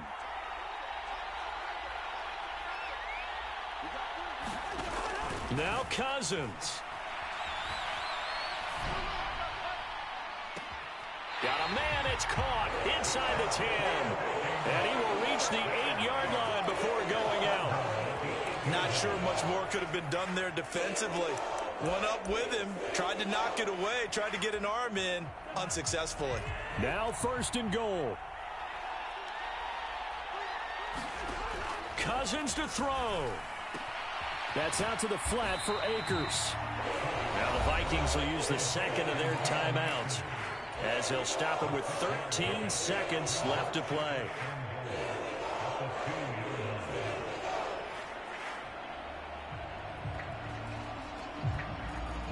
From the 2 now, 2nd and goal. Akers is not going to get back to the line of scrimmage as they'll tackle him at the 3. And a timeout coming in. This will be their final one with 10 seconds remaining. His path became similar to almost running a stretch play, didn't it? Trying to find a crease, anywhere to put his foot in the ground and cut back. It just never materialized. He's back to throw. And his ball is caught. It's a touchdown. And now in the final seconds, they're a PAT away from likely getting this thing to overtime. Obviously, the excitement level here is almost a fever pitch. Down 1 is tempted to go for 2. I say you go ahead and kick the extra point. You got the home crowd carried into overtime. I'm with you. I do see some fans, though, holding up 2 fingers. Easy now. Yeah, but they're not the ones who have to actually make that call, are they?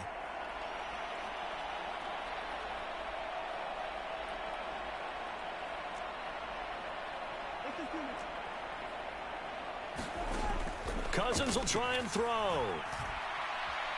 Flushed out right. And they do not get it. It's incomplete. They went for the win, and the big gamble does not pay off. So now with little time remaining, they'll have this and maybe one more play. And this is going to be recovered by the hands team. And that should just about put a capper on this one. They had to go for it with no timeouts remaining, though now. This one's as good as over. They gave it an effort.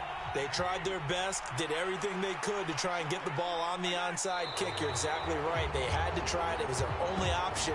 And now this game is done. Just take it, kneel, and call it a day. Well, this was a very close ball game at halftime, Charles, but in the second half, that offense kind of kicked things into another gear, and they were able to pull away for the victory.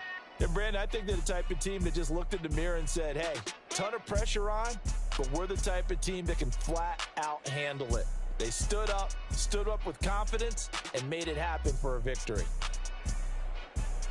So for the Chiefs, they move back over 500 at 3-2 now on the year. And they will head back home next week. Meanwhile, for the Vikings, They'll fall to 1-4 with a loss. And they'll try and turn things around next week as they have a date at Soldier Field with the Chicago Bears. Thanks for tuning in, everybody. Alongside Charles Davis, we thank our entire crew. I'm Brandon Gaudin. This is the NFL on EA Sports.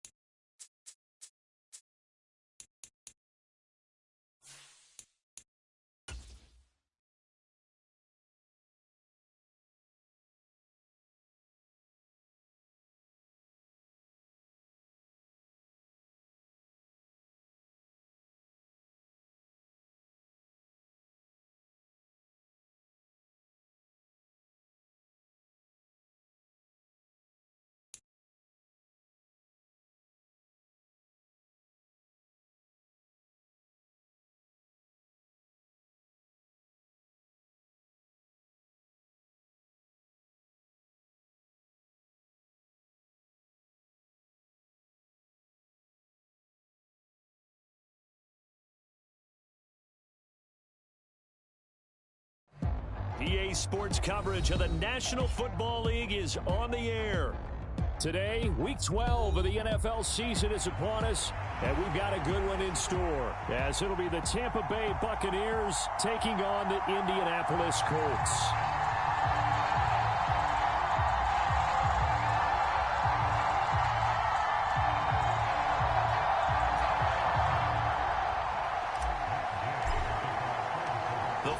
Playoff push is upon us. It's Week 12 of the NFL season, and we're underway on EA Sports. And this will not be returned to start the game. The new rule here in effect. Fair catch will bring this out to the 25-yard line.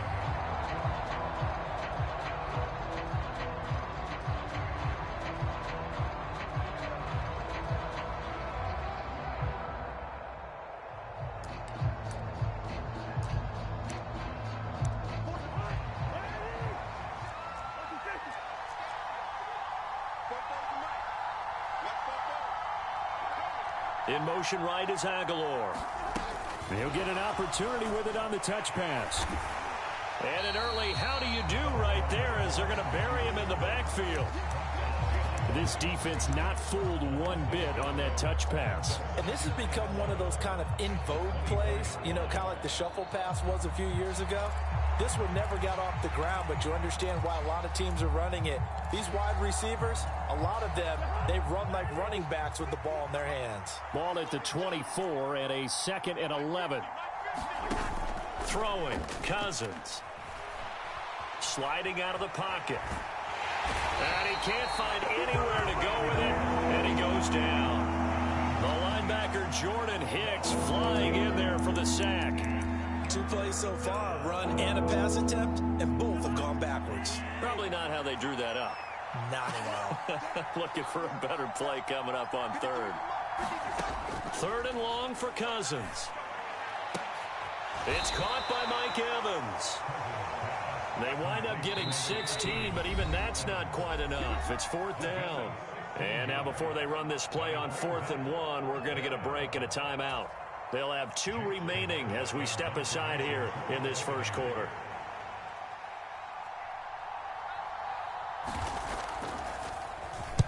Only 2 punts for him last week in the loss as he gets this one away. A pretty good punt, but a nice 13-yard return. And the Colts will go on offense here, 1st and 10.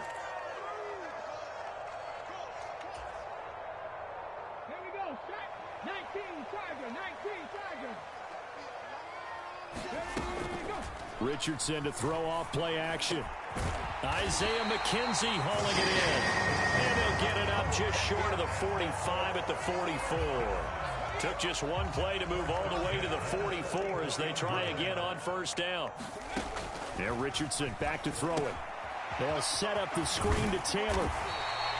A nice little screen. They get 6 on 1st down. The Colts at 6-4 now on the year, and they come in off the extended break from the bye. And I think it was much needed as well because you play 2.5 months. You know you're ready for some time off in order to get prepared for the home stretch. In fact, when they looked at the schedule to start the season, I think they liked where their open week fell. And a pretty athletic run right there as he's going to get this down inside the 40. A gain of 11 that time, and a Colts 1st down. Well, there's plenty of real estate for him to maneuver on that run, and let's face it, it shouldn't be a surprise. He's one of the better backs in the league. Had to come into this game with the idea, slow him down. And now off to the races, down the right side. Touchdown, Indianapolis. Jonathan Taylor with his 6th rushing touchdown on the year. And the Colts will jump on top with the game's first score here this afternoon. Extra point by Gay is up and good. And that makes the score 7-0. After the touchdown, it's Gay to kick this one away.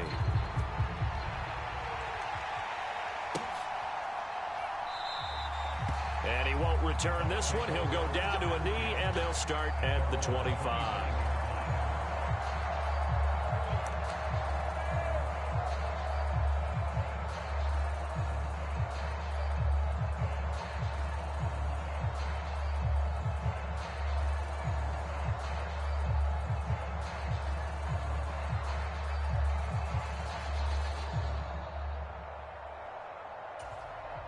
The Bucs offense set to begin their next possession.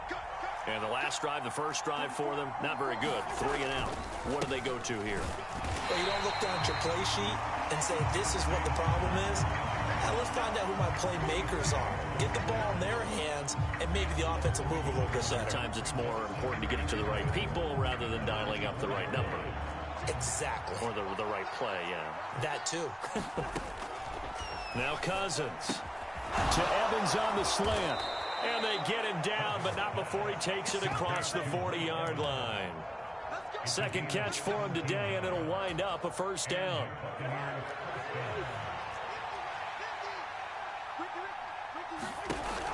Play fake.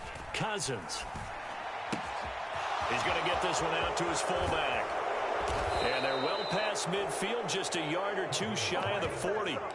Another strong gain on the last 2 plays. They've moved it a combined 33 yards. Hold on a second. Was that the fullback? That was the fullback. Who says it? The slot receivers are the only guys who can catch the football and get big yardage after the catch. Really nice job there, showing good hands and an ability to get upfield. And he is out of bounds, but not before he's inside the 30. Another nice gain, 13 yards that time, and another first down. Nice little nifty play for him there. Yeah, that's the ability to read a defense and utilize players that don't often get picked up in coverage easily. And I'm talking about being able to use the backs out of the backfield. Because I know that when I used to cover, hey, we got everybody oh, he just snuck out there, and they just got a nice first down there. What do we love to say? Get those backs into space, right? And they were able to do that there. Nice pickup on first down. Here's 2nd and 3. Out of the shotgun, they'll run with Conner. And he'll take it down here just shy of the 15 at the 16-yard line. 6 yards the pickup, and that's a first down. The first drive this unit had, they punted. This drive, much more polished, just looking crisper, aren't they, moving the ball? Maybe the first drive was a little bit of a wake-up call. Probably a little bit angry that they had to punt the ball away the first time they had it. Got motivated, got to the sideline, said, okay, let's not let that happen here as we take over again. Right back to Conner here on first. He will push his way down to about the 14. And there to stop him, Shaquille Leonard, the linebacker. Well done to sniff that out defensively. He had it diagnosed pretty quickly. I love that description because diagnosed is perfect on that one. Read his keys, made the play, and he couldn't even get going moving the football. 2nd down and 8.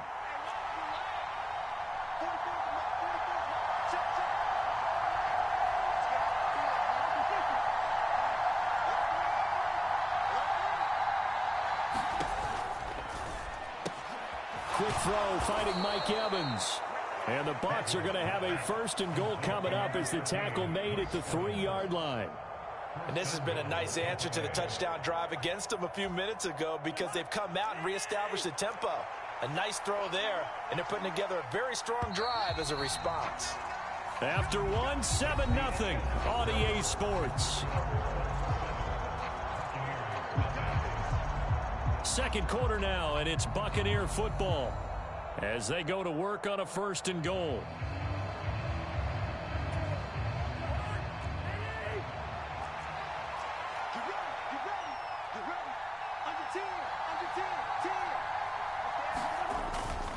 Conner going to be stopped before he can get moving forward as he'll lose a couple back to the 5-yard line.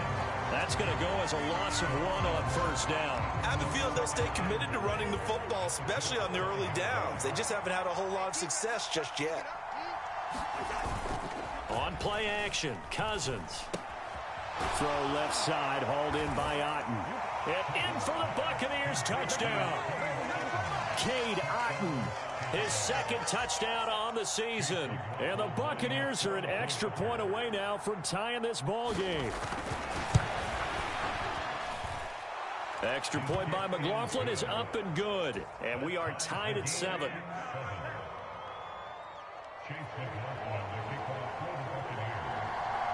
So all even at 7 now as they kick it away.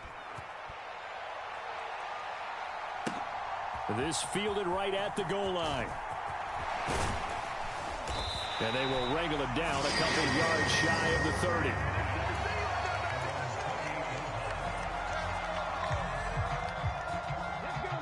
The Indy offense at the line and set to go.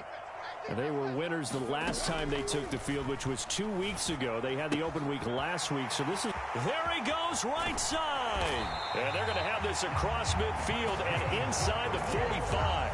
The catch and run pays off for 29 yards. And this was a nice example of an offensive coordinator scheming his guy open. Just a little underneath route, just trying to free up some space. And it worked awfully well. Got him not just space, but plenty of room to run after the catch to pick up really nice yardage. Kenny Clark, the big D tackle there to make the stop. Now we're at the 41, 2nd and 9. Off play action, Richardson. And this throw incomplete. Now the defender all over him that time, but it's going to lead to 3rd down. Have to give some credit to the defender on that when he read all of his keys perfectly and got a great break on the ball and able to force that incompletion. The line to gain is the 33 on 3rd down. He's going to let this go. Back of the end zone. And unable to connect. Incomplete. I'll give them credit. They took their shot, but it's going to bring up 4th down. Zone coverage there, and they were playing deep. That makes it obviously a little bit harder to run by guys. And that time, there's not much of a window to get the ball in there, and it winds up incomplete. And I tell you what, he got it from 58. That had lots of leg behind it. And they take the lead here now at 10-7. So they're able to end that drive with 3 points in this one-possession ball game. And ideally, you want to end every drive with points. Most quarterbacks would tell you, let's end it with a kick, right? A PAT, that's number 1. Field goal you'll take. Punts, you really don't want to do that. In this case, they'll take the field goal and get prepared for the rest of the game. The Tampa offense ready to get their drive started. And they'll just simply be looking to build off the confidence of the last time out where they scored a touchdown. And confidence is powerful, isn't it? When you've scored once, you feel like you can go back out there and get it done again. Doesn't matter what the defense throws at them. They feel like they're in a groove right now, and they want to get out there and show it. Yeah, hoping to stay in that groove here this go-around. So the big play gets them across midfield now for 1st and 10.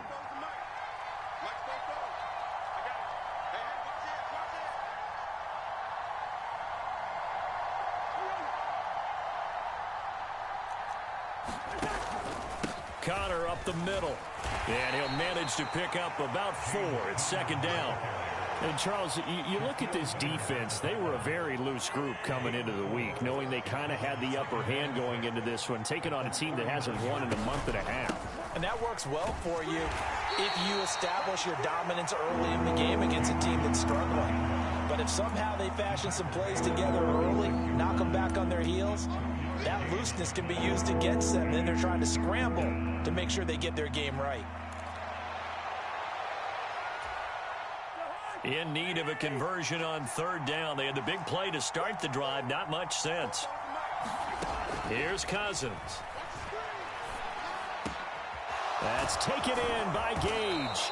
And he gets this one inside the 15, just a yard or 2 shy of the 10. Well, that's one way to convert on 3rd down, picking up 26 yards.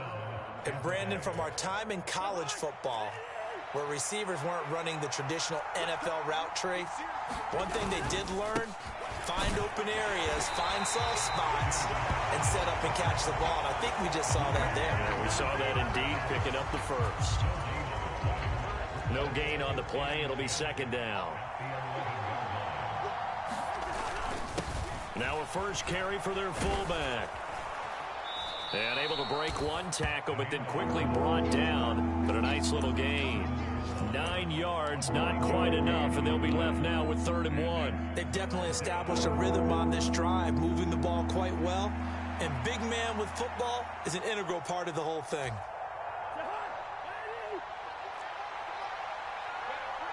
Two minutes remaining in the first half. 10-7, our score.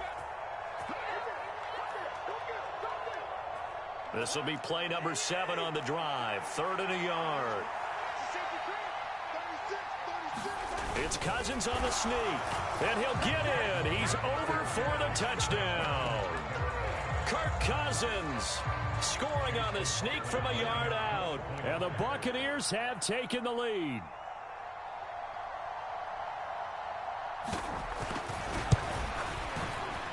Extra point by McLaughlin is up and good. And the lead is now 14-10.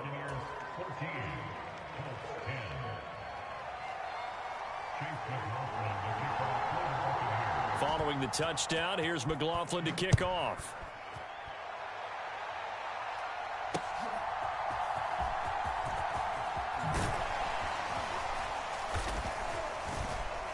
And they'll get him down inside the 30 at the 27.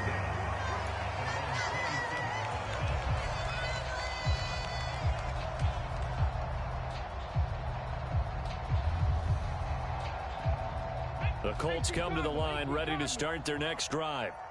Last time out, you remember their drive stalled, but thanks to their kicker, booted a long field goal to at least get him 3. Now here they'll try to do better and find the end zone. And in our experience, how much fun is it for coaches to know that they've got a kicker who can nail it from long distance? Now, the hard part is, as an offensive play caller, you don't want that in your head too much where you're relying on it, and he goes out and gets the job done for them. But I'm quite sure he would be content to just kick extra points from here on out. Yeah, absolutely no question. I think his teammates would be okay with him just kicking the extra points as well. Creeping up on a minute to play in this first half. To the right side, complete to Taylor. And he'll be out just a yard or two shy of the 30. Another good reception there. The Colts on the march. We can talk all we want about football being a game of strength and brawn. It's also a game of mismatches, and they're trying to create one there, getting it to their back out of the backfield to make a bigger play. As we often say, get it to him in space, let him use his leg. Yeah, if he can get a matchup against a linebacker or maybe a defensive end dropping out in a zone blitz, he's going to win that battle just about every time. 57 yards rushing for him now in the ball game. The Colts going to use the first of their timeouts as they get the stoppage with just under 50 seconds remaining in half number 1.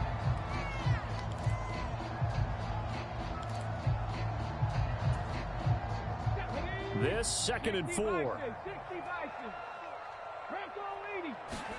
Richardson. The throw on target to his receiver, McKenzie. 6 yards the pickup, and that's a first down. They kept the receiver in the short field, but that let his quarterback get the ball quickly to him before either guy in double coverage could react.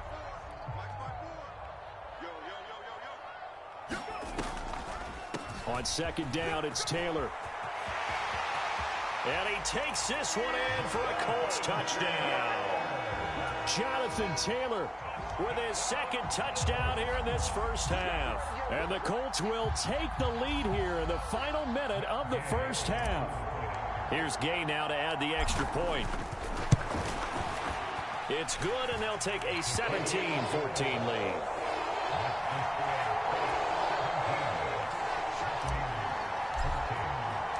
Following the touchdown, here's Gay to kick it away.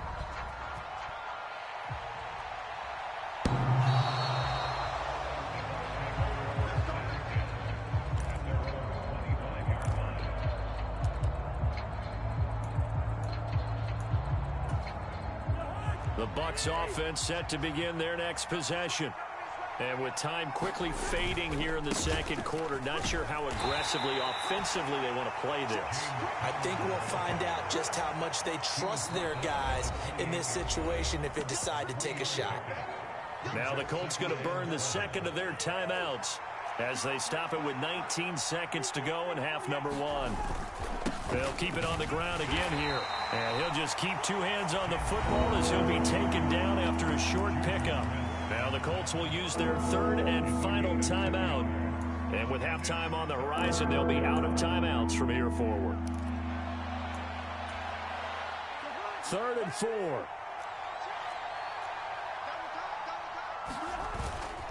Once again, they'll keep it on the ground. And I don't think he got there, no. He's short by maybe a foot, maybe. Call it 4th and inches. Call it a gain of 4, but not enough. The punt team going to need to be summoned here on 4th down. So we've hit intermission. It's halftime. This is the NFL, and it's a presentation of EA Sports. And we welcome you back live now inside the booth alongside Charles Davis. I'm Brandon Gaudin, set and ready to rock for the third quarter. A field goal the difference. 17-14 is the score. Back underway here now in this third quarter. And that'll carry over the back line of the end zone for a touchback.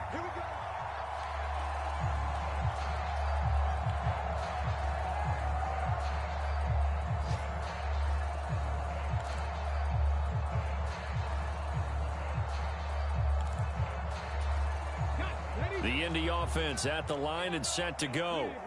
They have to be pleased with the way that they've moved the football thus far. And why wouldn't they be? 2 touchdowns on a field goal in their first 3 possessions. They're playing so well right now, the field goal probably feels like a disappointment. Call it no gain on the play, and it'll be 2nd down. He can rack up those tackles in bunches in the run game from that middle linebacker spot. And what he has to do is make sure he congratulates the guys in front and tells them thanks a lot, because as the guy in the middle, the Mike linebacker, you're counting on your front 3, your front 4, front 5, whatever you've got in front of you to take up all the blocking, allow you to roam and hit, and that's what he did on that play. 3rd down and 6. Here's Richardson to throw.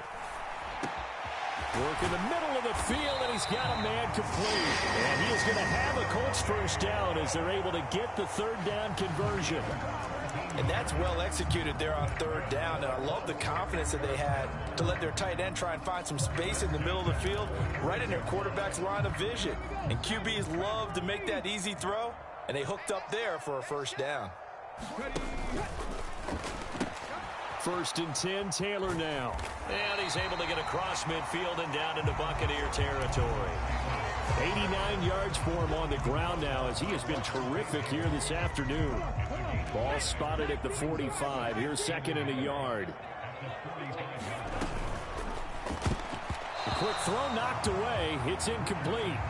Quarterbacks work all the time on manipulating a defense with their eyes and their head movement. In this case, he just stared the receiver down. That allowed for excellent coverage, able to knock that one away.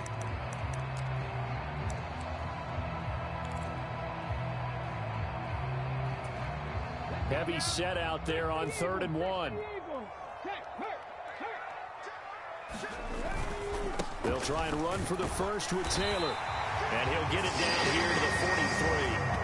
They only get 2 there, but on 3rd and 1, that's all they needed to keep the drive alive. Well, someone's been having a good game so far, and you know something? A lot of it's been power running. They decided to turn him loose again on 3rd down, didn't they? They did indeed. He delivered the tough yards. Back to Taylor on 1st down. Unable to corral him. He fights through. And past the 35, he'll be dropped a yard or 2 shy of the 30. Indianapolis moving the chains there on a gain of 12. Looks to me like maybe there's a little attrition setting in with this drive, because when you see that type of a run, I get the feeling the defense getting a little bit tired. And that's the last thing they need, especially when they look up at the scoreboard.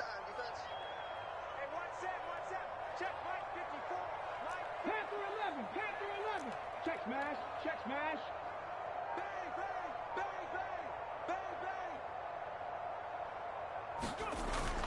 Richardson off the play fake. Got London on a slant. And inside the 20 before he's brought down. He was held without a catch in the first half, but he's got one here, and he also picks up a first down. Even against double coverage, he found enough of an opening for a noticeable gain. 2 guys on him, yet he finds a way to uncover downfield for the completion.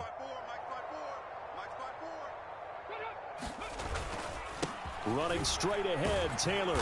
He'll get forward for 3 down to the 16-yard line. Well, praise has to go to the guys on the offensive line because they've had a very nice, productive day running the football. How about that poor defensive line? They've been knocked around the entire game, and while they slowed them down on that run, can they continue to do so? Because they haven't had much success throughout this ball game. And they get to him quickly here as he stopped right around the 13. 3 yards on the pickup. That's going to set up an interesting 3rd and about 4 to go. Let's give a lot of credit to the offensive line. They've been able to move the ball really well on the ground the entire game, and while that wasn't a huge one, that's okay. They'll take them in short, steady bursts. On third down, here's Taylor. And he's going to be a yard short. A 2-yard pickup leads to 4th and 1. When a good play is made on defense, oftentimes leverage is the key to everything. Defensive line not getting turned, all the other guys making sure they're in the right spot, and on that play, they were able to stop them short of a first down. Going for it, it's Carter. And he has the first down before he's tackled at the 5. A solid pickup of 5 and a very solid 4th down conversion. And defensively, pure frustration. Now it's Richardson. He's got it. 3 yards is the gain that time. 2nd and goal. Oh, it's time to give a little credit there to the defense. They played that very well because it was a drag route, and he ran it a little shallower than normal as he worked straight across the field. He was hoping. And he's into the end zone. Touchdown, Indianapolis. Jonathan Taylor, his 3rd touchdown of the game, 10th on the year. And the Colts take the opening kickoff of the 3rd quarter and drive right down the field to extend their lead. Extra point by Gay is up and good. And his guys will take a 10-point lead. After the touchdown, it's Gay to kick this one away. And here comes a return from just beyond the goal line. And he'll wind up getting a couple extra yards here for his trouble and bringing it out of the end zone as he's down at the 27. They were trying to create some space to run. They created the penalty. And you work on it so much. You work on it so hard. But it's tough to simulate game speed in practice. And that often runs you into a penalty. And the holding penalty sets them back inside the 20 as they get going on this drive. Cousins now to throw on first down. Finding Evans here, going across the middle of the field.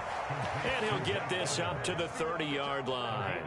It's a gain of 13 for number 13, and it gives him a first down. But one of the ways that quarterbacks keep all the receivers alive in a play, never lock in on any one guy. Make sure you keep your eyes moving, scan the field. And here he finds the open guy for a nice pickup. Now this will leave him a yard short. Nice pickup of 9 yards on first down. We have played 3 quarters.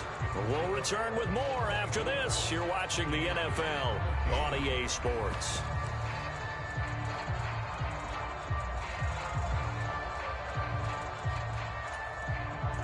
Ball on the 39. Here's 2nd down and 1.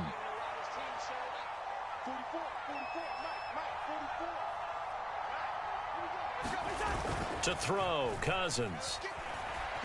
They'll roll him out right. And he can't get rid of it. He's taken down. They get to him for a loss of 4, and it brings up 3rd down on the sack. Well, on that one, they go with a play fake, CD, but I don't think anybody really was fooled. All eyes were fixated on the quarterback, and they got him to the ground. And to run this play successfully, you've got to make sure that everyone is doing their part. You actually have to sell this play. You've got to sell the run action. Otherwise, why do you stop at the running back? You just run straight for the quarterback and put him on the ground. A couple of first downs have him to the 40 now on 1st and 10. Working out of the gun, Cousins. Now a clash of bodies here, and it's intercepted. And a huge return as he'll take this one all the way down inside the 30-yard line. Well, certainly not on their side offensively. They had to take some chances, but that interception will further hinder their already slim chance at victory. Yeah, and you're talking about time not on their side, but it certainly is on the defensive side, and they understood that. They knew they had to press it a little bit, and they planned accordingly, and what a benefit for them, able to pick that one off and hopefully put this game away. From the 23, here's 2nd and 6. The slot man in motion right. 2nd down, another run with Taylor. And able to get him down, but he does reach the 5. Brandon, sometimes it just comes down to the power of suggestion, because I know exactly what they said all week long. We're coming off the open week. We'll have the fresher legs in the 4th quarter, and they will wilt when we get to that point. And right now, it appears that they're thinking that. And he will score. Touchdown, Indianapolis. Isaiah McKenzie, his first touchdown on the year. And the Colts are looking to make it 2 straight as they add on to this fourth quarter lead. Extra point by Gay is up and good. And that'll make this a 3-score game now. The lead moves to 17. Following the touchdown, here's Gay to kick it away. And this will not be returnable. It's out of the back of the end zone for a touchback.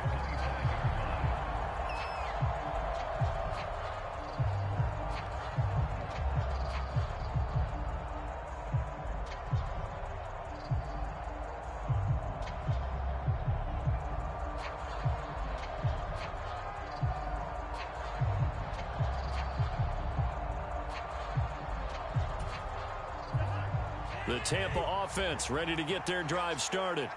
It's now appearing that this losing streak is going to continue. You know, the coaching staff was confident that this was going to be the game to stem the tide, but that just has not been the case. Nice way to start the drive, a gain of 12 and a first down. Well, I can put my defensive cap on right now, and I know they're saying don't give up any big plays now. They've controlled this game throughout, and all they want to do is see it through to the end. I think they let their guard down a little bit with that last. Looking for Aguilar, and it's intercepted. Picked off by Aaron Robinson. And the Colts are in great shape here as they take over at their 46-yard line. Well, offensively, Charles, hard to put a silver lining on this one. No secret that they had to take chances with a score where it is, and it leads to a turnover. I love how you paint the picture, partner, because you're exactly right about that one. Look at the empty stairs on that sideline. This is one of those games where you just want to go crawl under a rock until it's over.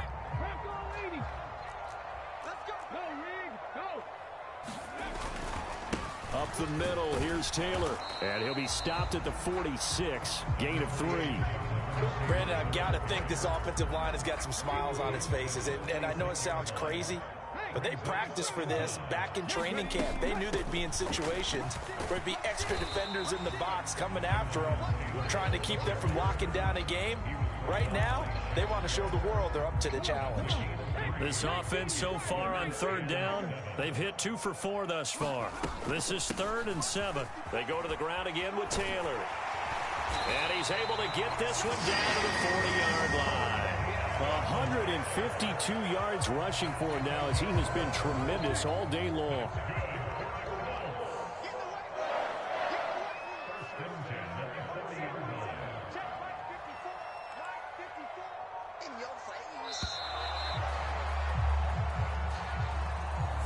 Everybody was up there ready at the line of scrimmage, CD, but no snap, and the delay of game ensued. Yeah, and I'm sure their head coach is asking the exact same thing. What's going on out there?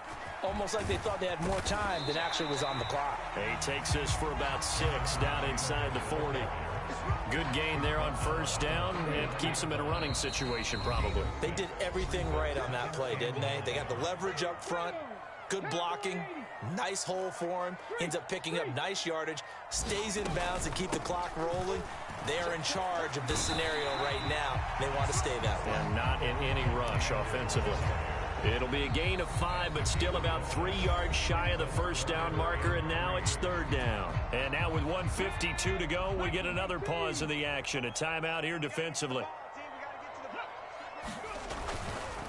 Now a give to Taylor. And he's going to have the first down yardage as he's down at about the 30-yard line. 4 yards on the pickup, good enough to extend the drive.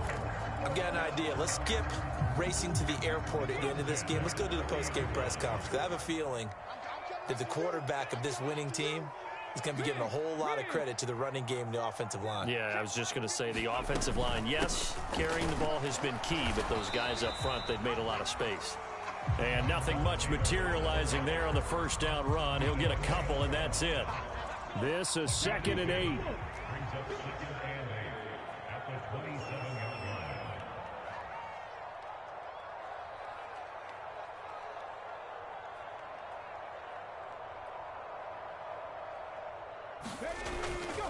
On the handoff, Taylor.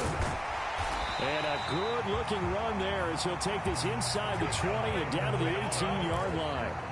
That's good for an Indianapolis first down on a gain of 10.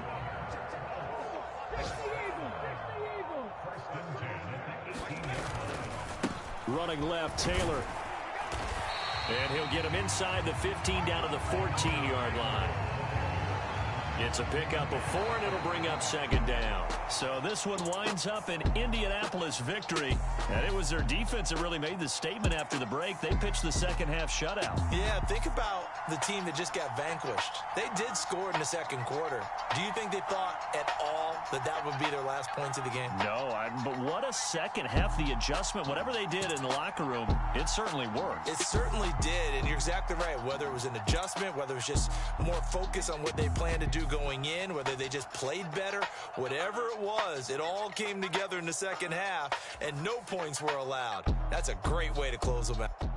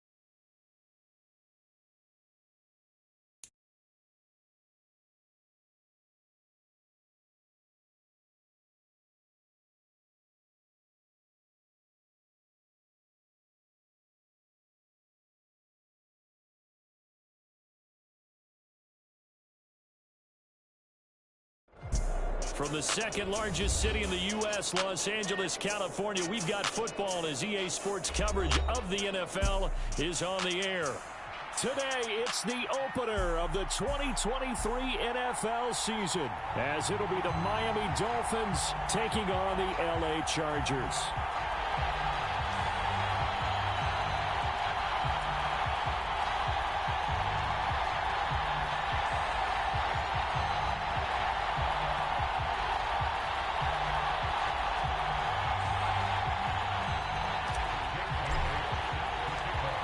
New season of NFL football is here, and we're off in 2023 on EA Sports. Devontae Smith now from his end zone. And he's up past the 20 to the 22-yard line.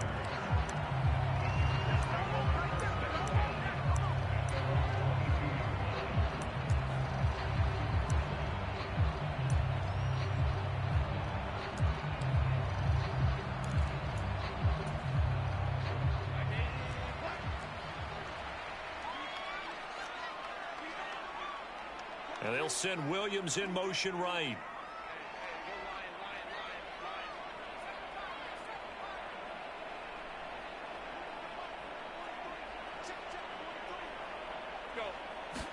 Herbert going to go to the air right away. For Keenan Allen, that's complete. And they're able to get this one across the 35. 16 yards on the game's first play and a quick first down. Now you can exhale. His season is officially underway. Plenty of work done during the offseason, camp, and the preseason that led to that first throw of the year.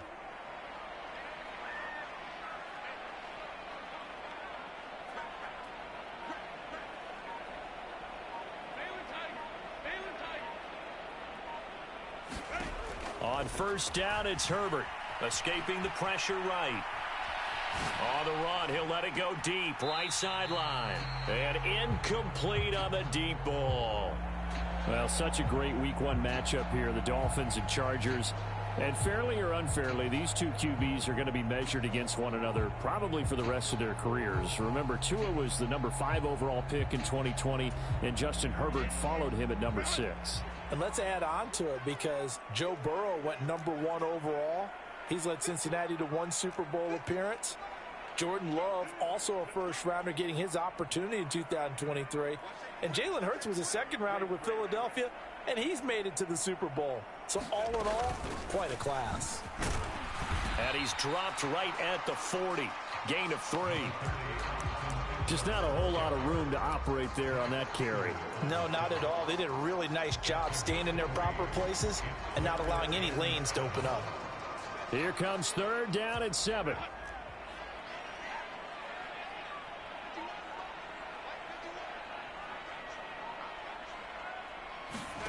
Herbert now. Flush to his right. And that is incomplete. 1 first down here, and that's all, folks.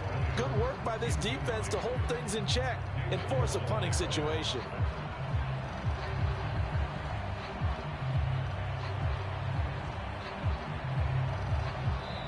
Now whistles come in. We're going to get a timeout here by the offense.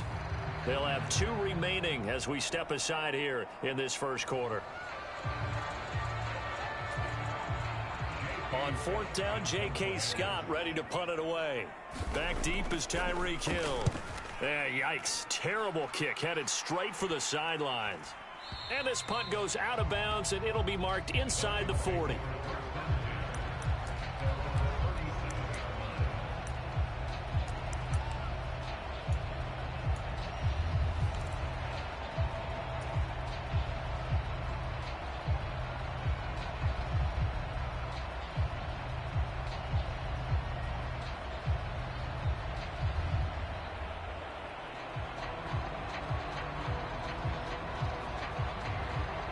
Good starting field position for them here as they come up 1st and 10 at their own 37. Now the rookie third-round pick, it's Devon Achane. That's a good acceleration there as he's across midfield to the 48-yard line. First play of the drive going for 14 and a first down. How best to describe that one? I'd say right down Broadway on that run. A straight-ahead running. I think that might be something we see a lot of between the tackles today. Well, he's enjoying things so far here this afternoon. Sees a crease and bursts through it for a solid gain. They fake the handoff. Now Tua on the move to his left. They'll let this go deep for Waddle. And he's got it inside the 10. And he is out of bounds right around the 10-yard line. A gain of 39 that time. It's got to feel good to hit on one of these in the first quarter of a brand new season. They're hoping this duo can really make some noise this year. And this is a great start. A big play here early in the ball game. And he'll be brought down here at the 3-yard line. A good pickup there, 7 yards, and it's going to be 2nd and goal now. That run right there was an offensive line coach's dream, wasn't it? Guys picked up all of their assignments, created a nice gap for the running back to get through, pick up 7 yards. Yeah, he's probably chortling on the headset right now saying, we got it going, boys. Let's keep it going. Wilson fighting, but he won't get too far. Maybe a yard, that's all, down to the 2. Calling a gain of a yard as they get a little bit closer here. It's 3rd and goal. 2 straight shots on the ground. Now on 3rd, do you go to the air? I think the possibility exists, and if you're doing it, you're probably going play action since you ran it twice. But I often think that 2nd down is the time you go play action and throw the ball. I say commit to the run and think about it being 4 down territory. And he is in. Touchdown, Miami. Jeff Wilson taking it in from 2 yards out. And the Dolphins are on the board here first in the season opener. So both sides of the football contributing here early. Their defense forces the punt, and then the offense takes it down the field and punches it in on the short touchdown run. And Brandon, that's good complementary football, and that's what they're going to need if they want to get out of here victorious.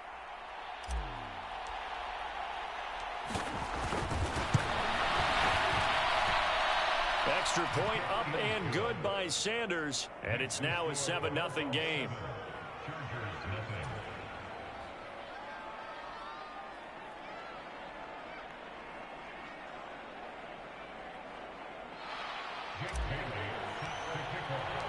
Bailey now to kick it away after the touchdown.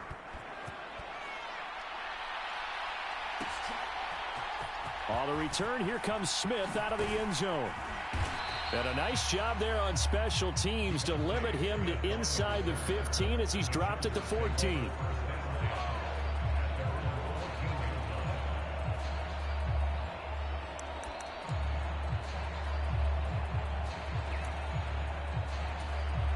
The Charger drive about to get going. And one of the things we like to hit on every year are the new rule changes. And we got a few for 2023. A lot are procedural, having to do with deadlines and roster construction and such. But the 2 kind of caught my eye, Charles. One is the option to fair catch a kickoff and have it come out to the 25 like it does in college. You like that? I don't like it at all. I don't like it in college. I don't like it in the NFL. I want to have something different. And I really wanted the special teams coaches to be a little bit more involved. But I do understand why the league is doing it. They believe it promotes safety, and it's hard to argue against that. What about, this is the other one, guys can now wear the number 0. We've already seen some make the switch, Calvin Ridley, DeAndre Swift, Braxton Berrios, amongst others. Yeah, and you know something? When you see those guys make that move, I don't mind that at all right? A little more expressionism for these guys. I love it. I just think we didn't go far enough. What about 00, like Jim Otto used to wear or Kenny Burrow used to wear? Let's add that back to the NFL jerseys.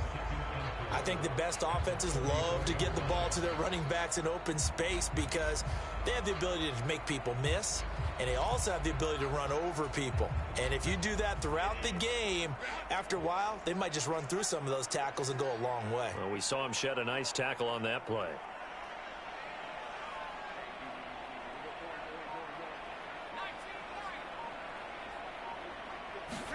Justin Herbert looking to throw on 2nd down. And that is incomplete.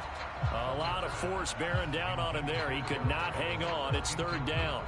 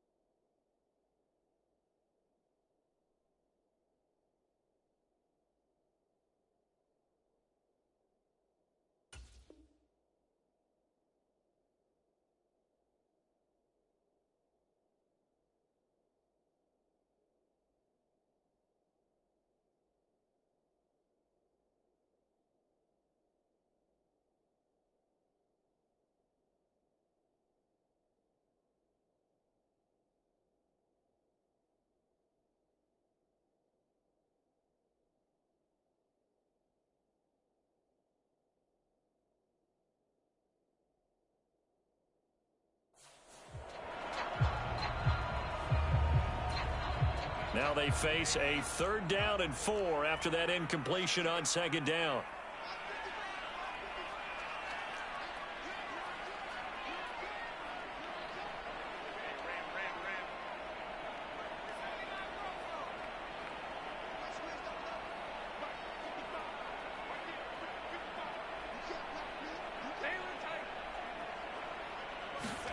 To the air again, Herbert.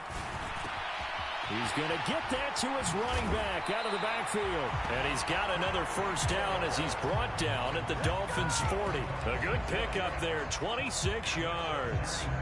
Oh, that was a nice job there. Quarterback and receiver reading the pressure that was brought. They both knew it was going to open up the middle of the field. Nice little shake and bake at the line of scrimmage, got right into his route. And the quarterback hit him in stride, and he was able to run free after the catch.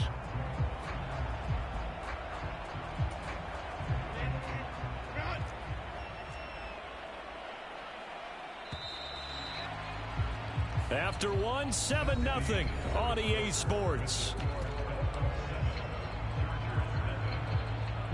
Charger football to start quarter number 2 as they've got it with a 1st and 10.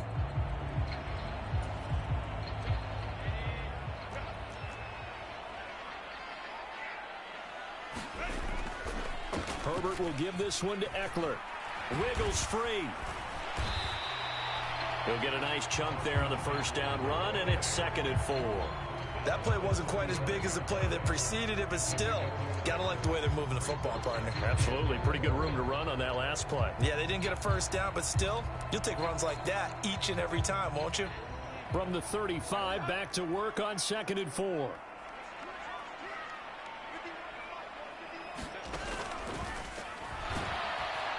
Nowhere to turn here, and he's going to go down. Back at about the 37-yard line.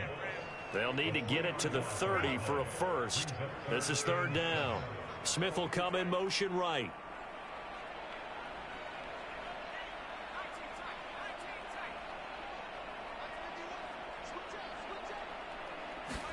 Going to throw on 3rd down with Herbert.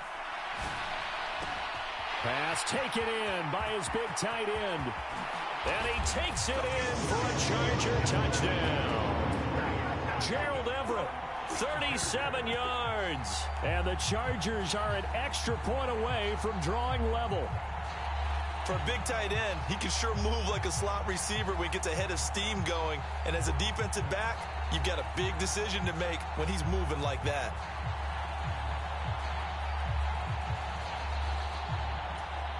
And for the extra point, Cameron Dicker.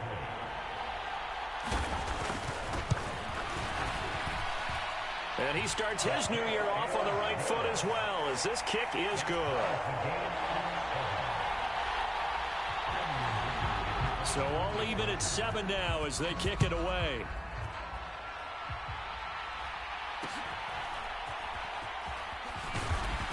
And they're going to start this drive in pretty good shape as they get it up past the 30.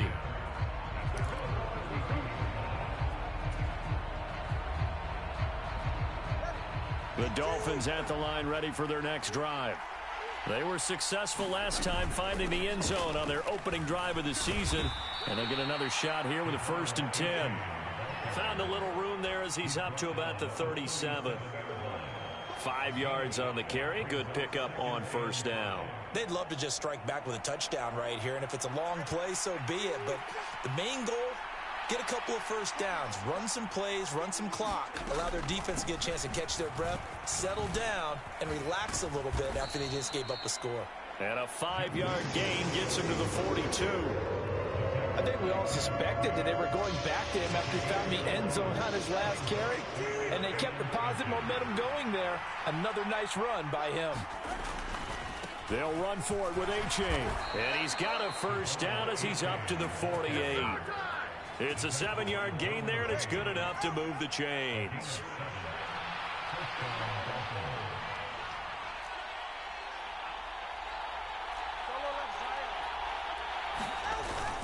On play action, here's Tua out to his left.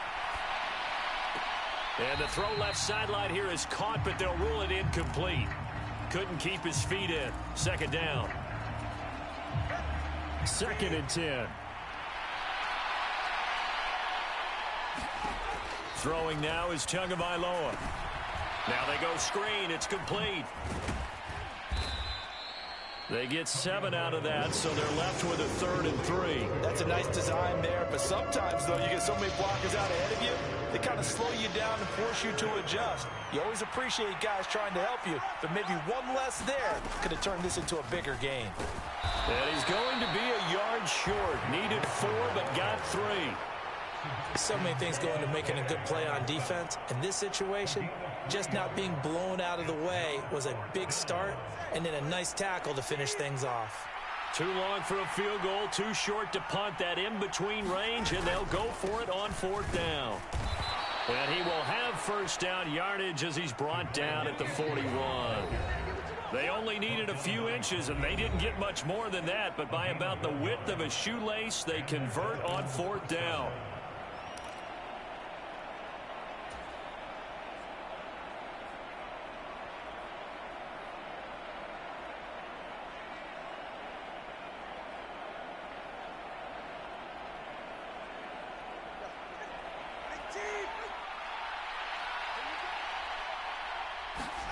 Two now on 1st down. That one caught by Tyreek Hill. And brought down, but able to get it to their 30-yard line.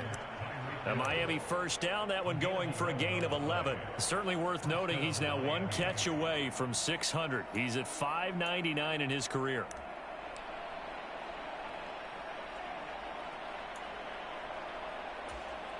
So 1st and 10 now from the 30.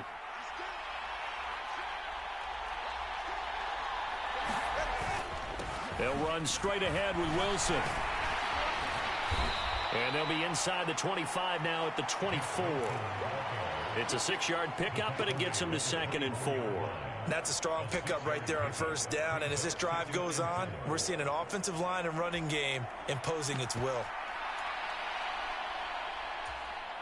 Here's 2nd and 4 from the 24.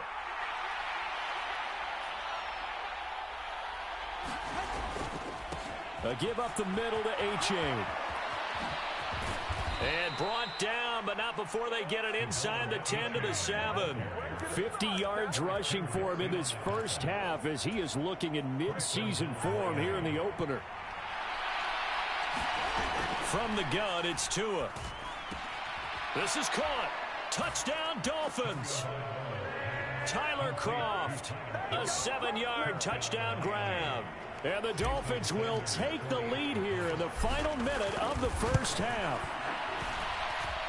Extra point up and good by Sanders. And that makes the score 14-7.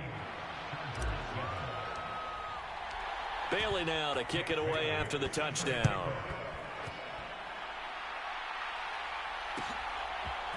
Out of the end zone comes Smith. And only able to get this to the 19, so probably should have opted for the touchback.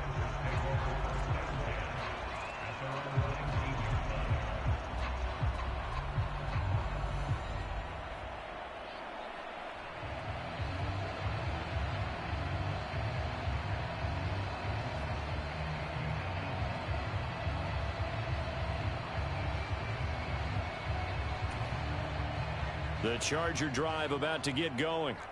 With this slim deficit closing in on the end of the 1st half, we'll see if they can move this at least into field goal range and try to get 3 out of this drive.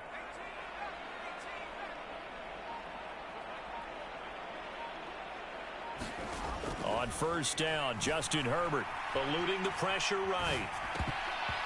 And his throw here is incomplete. They certainly did a nice job improvising there, extending the play, hoping someone would come open downfield, but they never did.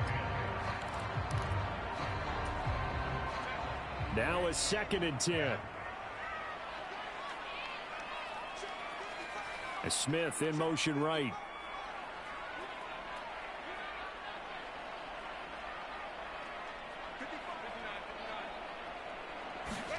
Back to throw here, Herbert. Nowhere to go here. He lost the football. And this is picked up by the Dolphins. And this is brought all the way back. A fumble recovery and taken to the house for a Miami touchdown.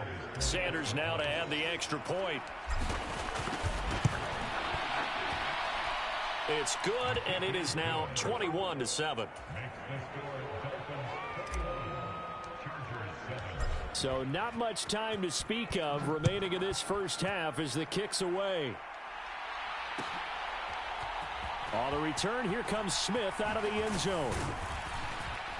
And that decision to bring it out ends up not being a good one. Costs him about 5 yards as he's tackled at the 20.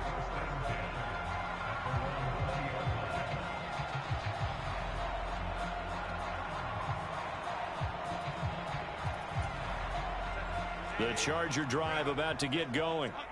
And the ball backed way up. So thinking with this amount of time on the clock, probably just sit on it, and we'll see these two teams go to the lockers. Yeah, I don't think you want to overthink it in this situation. Either side of the ball. Just go ahead and finish up the half and get on out and talk about it.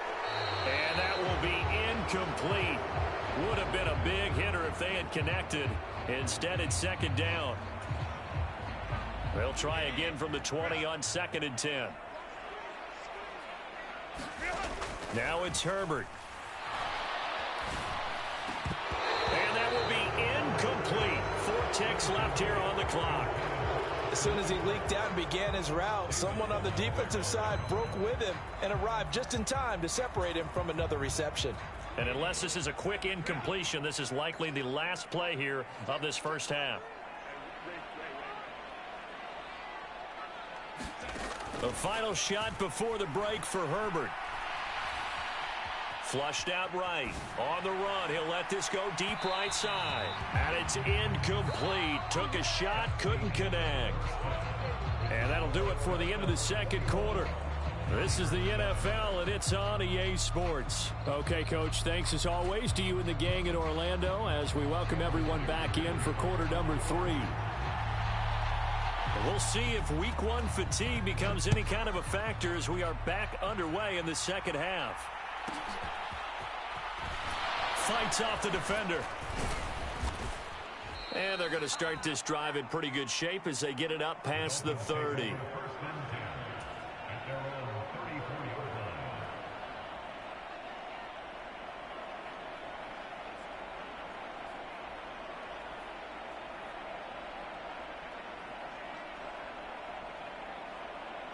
First down Miami as they get set to start the drive. So for this offense, Charles, remember drive 1 made it to the end zone. Drive 2 resulted in the touchdown as well. Now they'll try to make it 3 for 3. Yeah, and you know, they told us all week that this was the plan and this is what they wanted to execute. But did they really believe it would happen this well, this efficiently? I know they'll take it. And afterwards, they'll say, there was never a doubt in our minds we were going to be successful in this one. On second down, a run by Achane. And he'll be brought down right at the 45-yard line. 58 yards now on the ground on just 7 carries.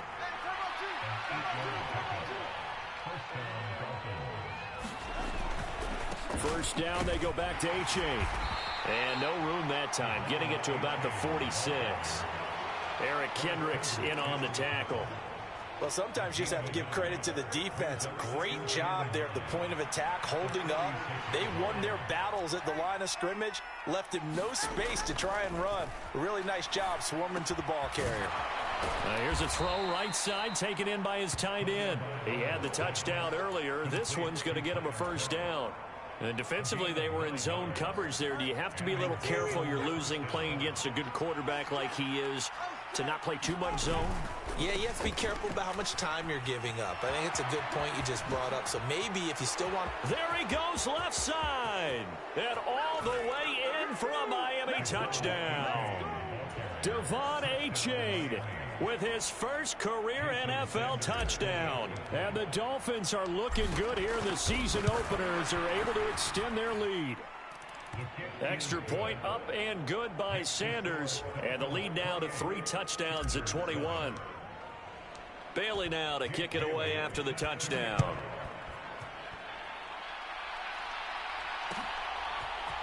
Out of the end zone comes Smith. And a nice job there on special teams to limit him to inside the 15 as he's dropped at the 14. In this position, trying to get back into the game, teams are looking for a spark from their special teams. That's not what they got, though. They got a setback, and they have a long field to cover if they want to try and put points on the board. The Charger drive about to get going. And their halftime hole now even deeper, and they need a big drive here just to answer the first touchdown of the second half scored against them. They were down at the half. Now, as you mentioned, they're down a little bit bigger, but no time for discouragement. Just got to get back to it, right? Put your shoulder against the boulder and start pushing and try and get back to where you were to start the half. 2nd and 6.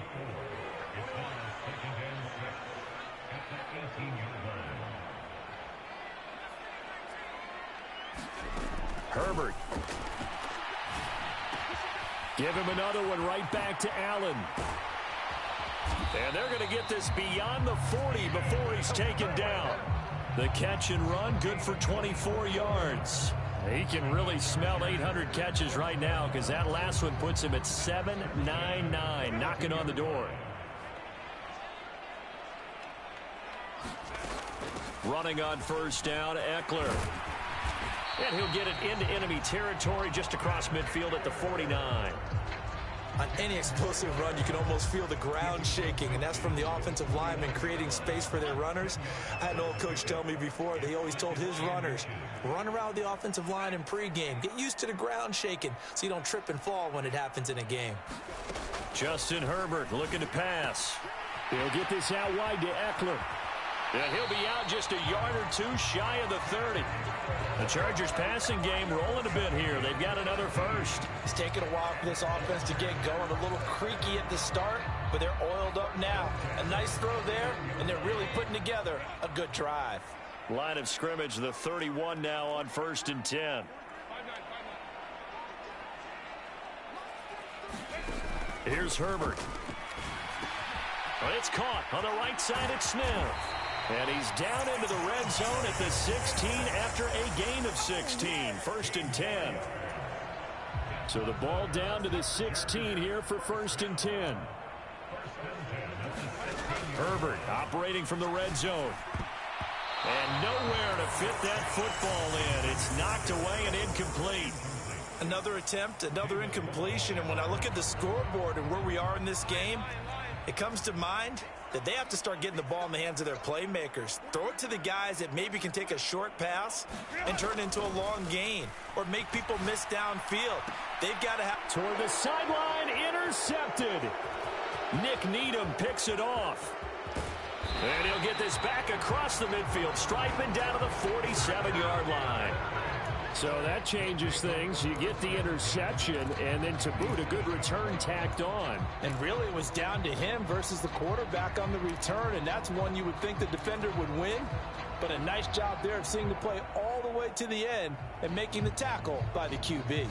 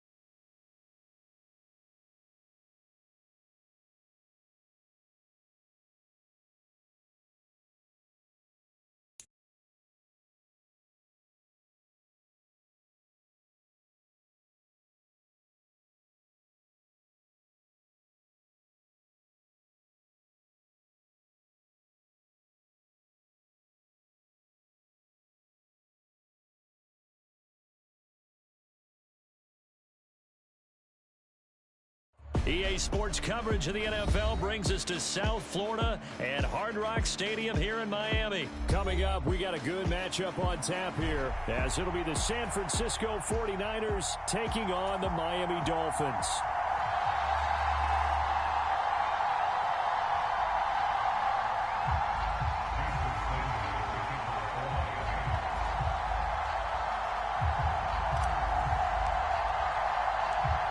Here's Jason Sanders now to get this one started, and we are underway from Miami.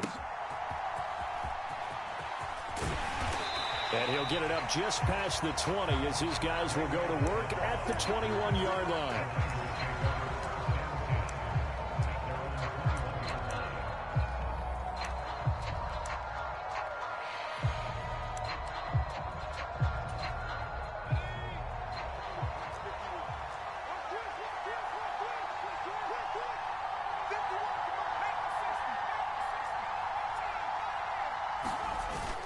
They go play action here. Purdy. That's complete. It's Brandon Ayuk. And they're going to get this beyond the 40 before he's taken down. Just like that, a pickup of 20 on their first play from scrimmage. Play action here on the first play from scrimmage. They want to see how the linebackers are going to react. Are they looking to stop the run? Or are they going to sit back in coverage? A really nice job there of going in attack mode early, and they pick up a quick first down. And he'll work this forward for about 3 at second down.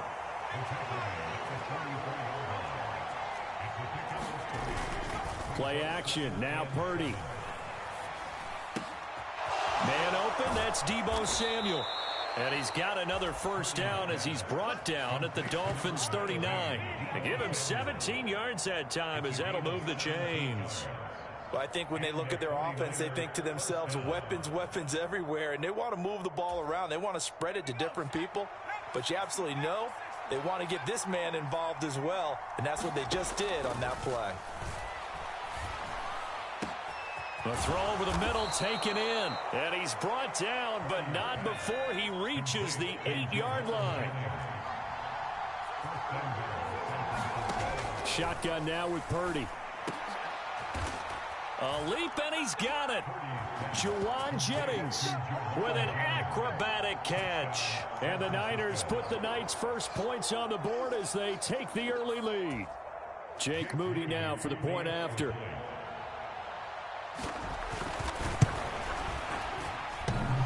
And oh, he clanks it off the right upright, and it's no good.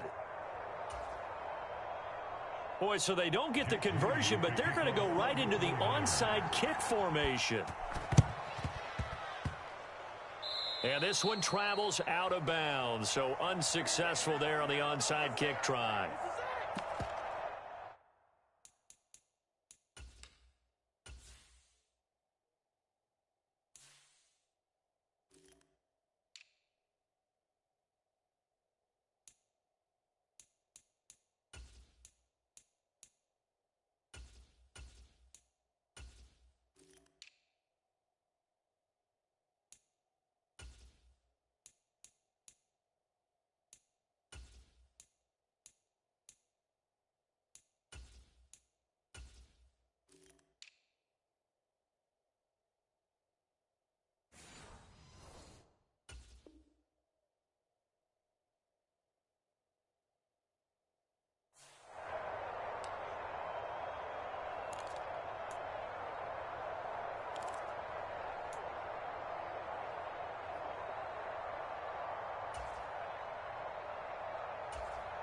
So good starting field position for him here as they come up 1st and 10 on their side of midfield at the 47. Here's a toss left for Achane. And a good run here as he'll rumble all the way down to the 40-yard line. Solid way to start the drive. 13 yards, picking up the first. Now Tua going to change the play. First carry for Raheem Mostert. And he'll get what he can up the middle. 3 yards. That'll bring up second down. They'll come up 2nd and 7.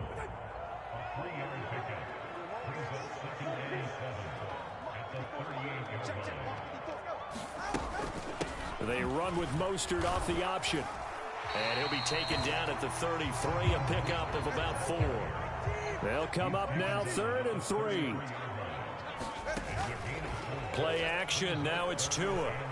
Rolling to his left. And he will take it in for a Dolphins touchdown. Jalen Waddle, 33 yards. And the Dolphins are an extra point away from taking the lead. So on 3rd and medium, they dial up the pass, and it works to hit the end zone. And it's really not a surprise to me. That's a throwing down in the NFL because of how tough it is to run the football. But what offenses like to do is still show run formations to make them respect it and throw out of those. In this case, they took a nice shot in the end zone and made it pay off. Now after the touchdown, ready to kick it away is Sanders. Taken at the goal line. And the tackle going to be made right there at the 25-yard line.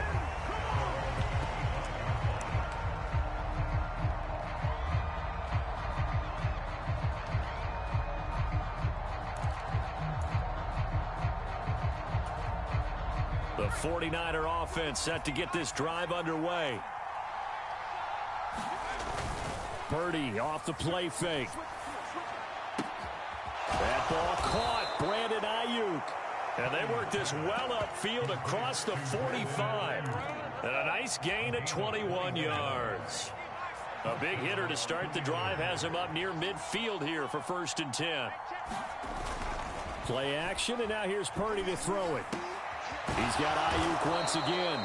And they'll get him down as he's inside the 40. Give him back-to-back catches now. That one for 16 and another 1st down. And the offense humming on the first drive. Not much has changed here on drive number 2. No, and I think a lot of times confidence just really kicks in for a team. They may have been confident going into the game, but once you prove it on a drive, it's hard to get out of that mindset, isn't it? And look, let's face it, we can always lock in on the skill position, guys. Those big fellas up. Now he tries to force it in, and it's intercepted. And the Dolphins will have solid field position here as they take over at their 45-yard line.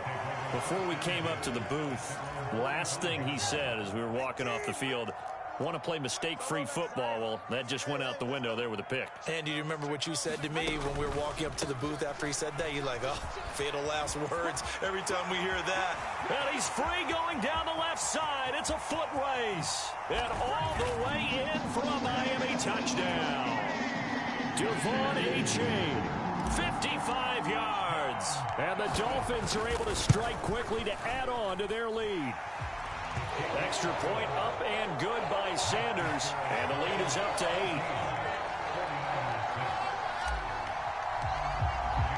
Now after the touchdown, ready to kick it away is Sanders. And that one will bounce out of the back of the end zone, so we will start here at the 25.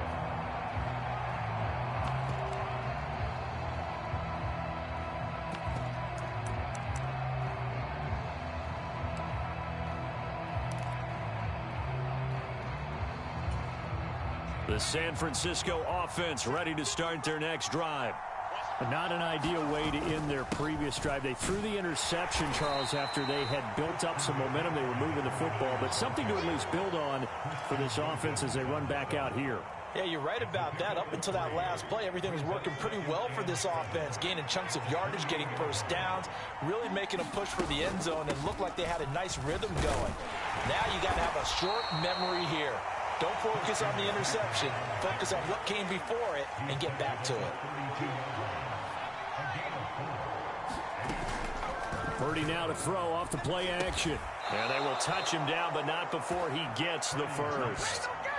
Call it a gain of 7, and it gets him a new set of downs. I got a kick out of that one, partner. You and I talk often about trying to hide receivers in certain situations, but a guy of his size can't really hide him. But the tight end drag route, definitely an effective way to sneak him across the formation for an easy completion and a first down. Christian Wilkins there defensively for the stop. Well, any lane that might have been open there was closed pretty quickly, and that was because the defensive front They won that battle at the point of attack at the line of scrimmage. They used great leverage, held their spot, and stacked him up. Purdy now on second down. Throw right side is going to be caught by Samuel. He's to the 15. Touchdown 49ers. Deebo Samuel, 58 yards. And the Niners have cut the lead back down to 2. As a former DB, you might not like to see that, but from a wide receiver's perspective, those are the plays they dream of. Correct on both counts, all right? Because once he took off, I mean, let's face it, that should have been done in Big Sky country. Aren't any speed limits out there? And off he went. Glad I wasn't the one trying to chase him.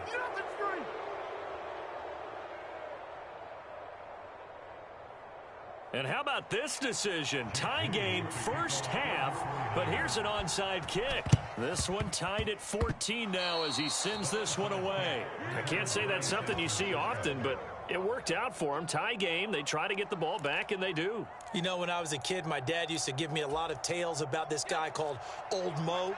I never knew who Old Mo was. Now I do. It's Old Momentum, and they want to keep riding it. Old Mo. Is that a true story? Or? True story. I love your pops. Now Purdy gets this one to Juszczyk. And he'll be out of bounds just shy of the 40. Give him 13 yards on the opening play of the drive and also give him a first down.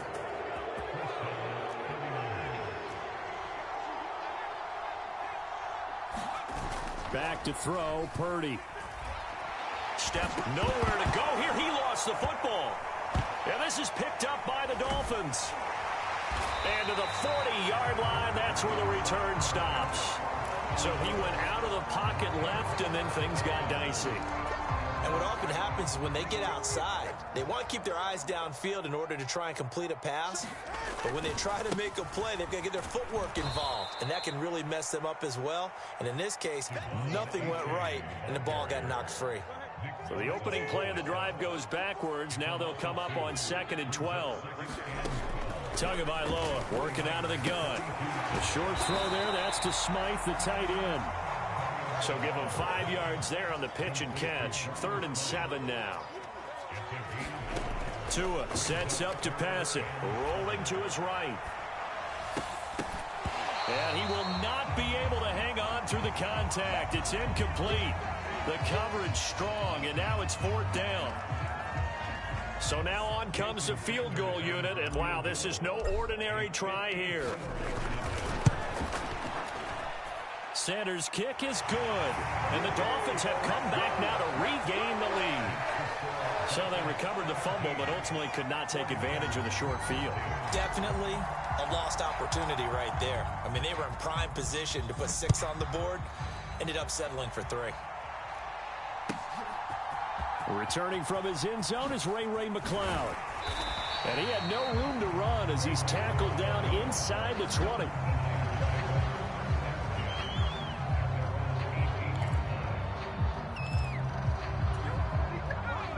The 49er offense set to get this drive underway. And last time they coughed it up, led to a field goal. They're fortunate that it only led to a field goal, but still, they're not happy about it. Could you sense the relief, though, when they only gave up the field goal? And they were able to trot back out on the field and start this drive. A little more pep in their step because they didn't cost their team a touchdown. But they know they've got to do it a lot better than they did on the last possession. The coach will just be relieved, though, if they recoup with a score here, right? I think the coach will be ecstatic to see them pick themselves back up and now take it downfield and punch in the end zone without turning it over. So 1st and 10 now from the 30.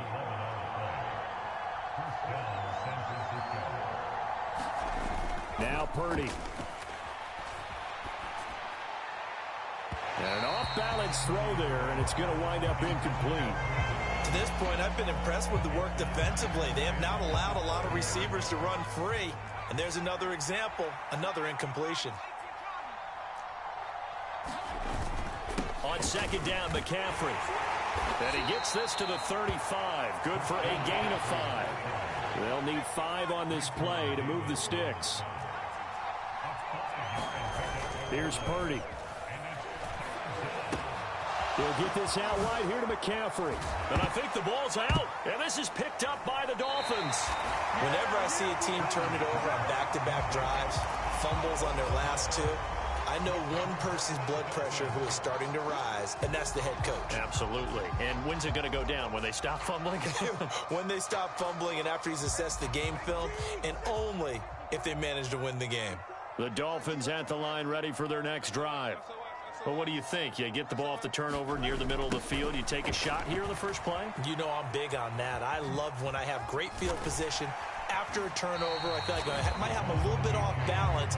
I prefer to take a shot, but a lot of coaches will tell you, you only do it if you trust the guy who's got the football in his hands. Meaning, if it's not there, he won't force it downfield and maybe turn into an interception. He'll go to the check down, go to a second option. Oh, that's into a sea of bodies, and it's intercepted. Picked up by Deommodore Lenoir. And the Niners will have the football as this is taken up past the 30. And that's a great example of ball skills right there, partner. You and I do a lot of games, and I can't tell you how many guys look to run with the football before they've intercepted it. So that's a nice job of focusing on the task at hand and coming away with the interception. And he went backwards. He'll be down at the 30. Purdy. Looking for the crossing receiver, and he's got him. It's Samuel. And able to get this one across the 45 before he's brought down. And we've hit the 2-minute mark in this first half of action.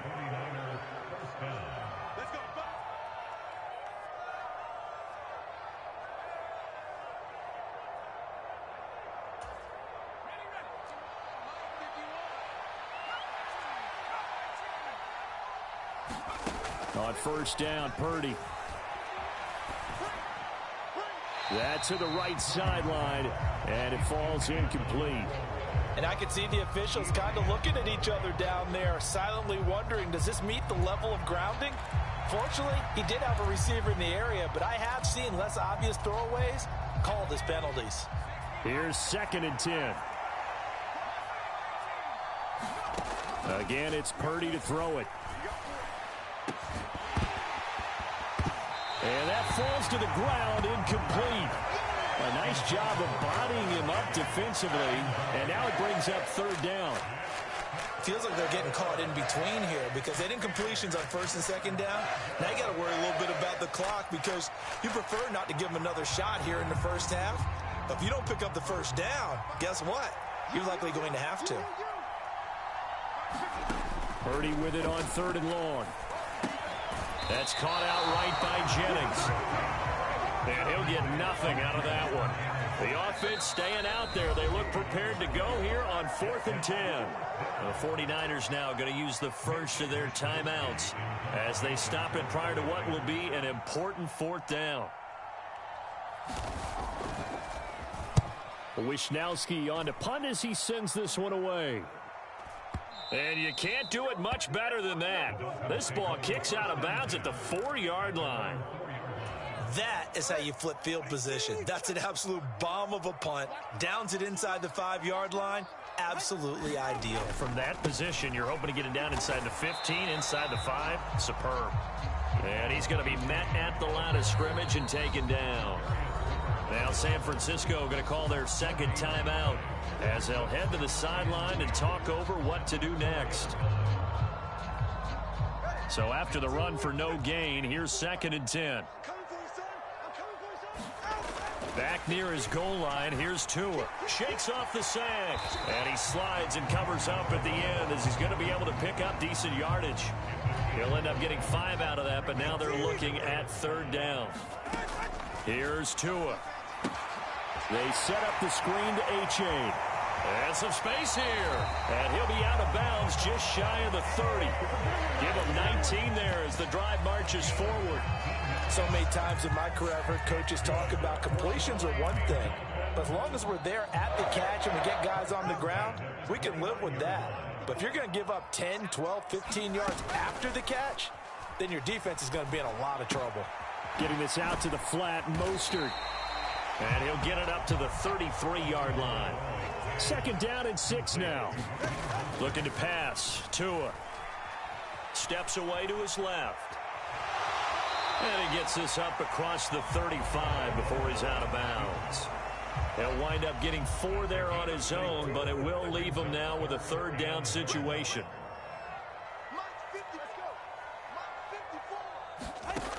Going to the air, Tagovailoa escaping the pressure right. And Tua going to slide to a halt, but he will have the first down. Now the offense going to use the first of their timeouts as they'll stop the clock with 12 seconds to go in this first half. Certainly not a positive sign if you're the D coordinator and you see your guys give up that space so early in the game. Third down, that's when the clamps are supposed to come out, but his ability to create things with his legs makes things difficult. Give him 9 on the carry that time, and they're set up with a 2nd and 1. Now a timeout taken. Perhaps a chance for one more quick play and then another timeout if they hurry. We'll see.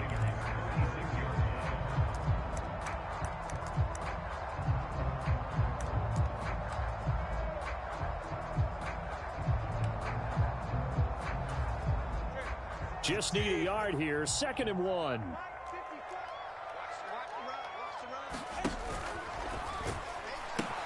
They'll pitch it out to Achane. And he is out of bounds inside the 30. We both know it's difficult, but they've made it look effortless out there. Through the air, on the ground, they've moved the ball with relative ease. So 3 seconds here remain in the half. On is the field goal unit to see about getting 3 points.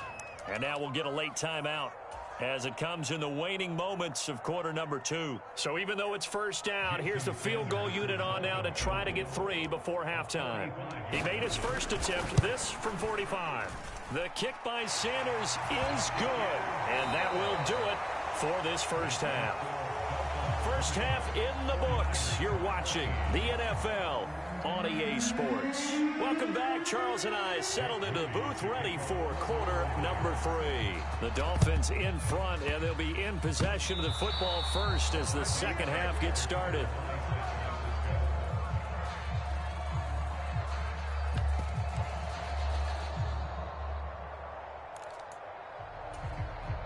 The San Francisco offense ready to start their next drive. This offense, Charles, had a strong first half throwing the football, at least in terms of yardage, but that hasn't translated so far on the scoreboard as they begin the third quarter here, trailing and looking for a little momentum. Yeah, you're right about that because, let's face it, in the first half, most of their focus was in the passing game. And to their credit, resulted in a healthy amount of yardage. So I would think that at halftime, they're going to anticipate that defense loosening up a little bit to try and cover the passing lanes. They've got to get the running game going, and there should be some gaps to run through now. On first down, it's Purdy. He'll buy some time right. And he'll go out of bounds in the red zone just inside the 20. He'll wind up getting right about 4 there on the scramble, and it's 2nd down. It is certainly becoming rarer by the year to see your franchise guy take a hit like that. The defender couldn't believe he had a shot to light him up. So when you take off and run, you have to make sure you can slide, get out of bounds, anything. Just don't leave yourself open to hits like that. And able to surge forward for about 5 yards down to the 10. They'll try and pick it up with McCaffrey. And he's got the first down as he gets it to the 8. I have to think a major focus at the halftime meetings had to be figuring out how to create space for the running game to get operating. Well, what you pointed out to me at half seems accurate. That line has struggled to sustain blocks. Yeah, I would agree with that totally. They've got to focus on staying on their double teams at the first level, make sure that block's secured before they slide off and try and chip someone at the second level. And he'll be stopped just outside the 5 at the 6. Give him 2 yards on that one. 2nd and goal now. Now that's the defense that they were looking for, being able to get extra bodies to the point of attack to deal with the big guy carrying the ball. You really don't want to be in a position where it's a one-on-one tackle with him. 2 of their 3 red zone trips so far they've come up empty on. They'll look to reverse that trend on 2nd and goal. Now this time they'll throw it. Here's Purdy. Touchdown! Christian McCaffrey from 6 yards away. And the 49ers have tied the ball game with a chance to take the lead. Getting your back involved, what's the importance there in the passing game? Well, oftentimes you can create mismatches because who's going to cover him, and you get him into space, which is where he likes to operate with the ball in his hands. Oftentimes makes people miss, gets that run after the catch, and off he goes. And into the end zone. Now the Dolphins are going to halt the action here. It's a timeout. It's just their first, so 2 remaining as they burn one here in this third quarter. Now hold everything here. We're going to get a timeout by the offense. That'll leave them with 2 remaining. We'll be back after this.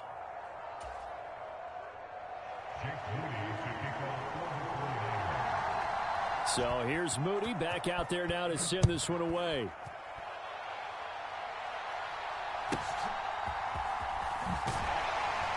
And he's up across the 25 and down at the 28.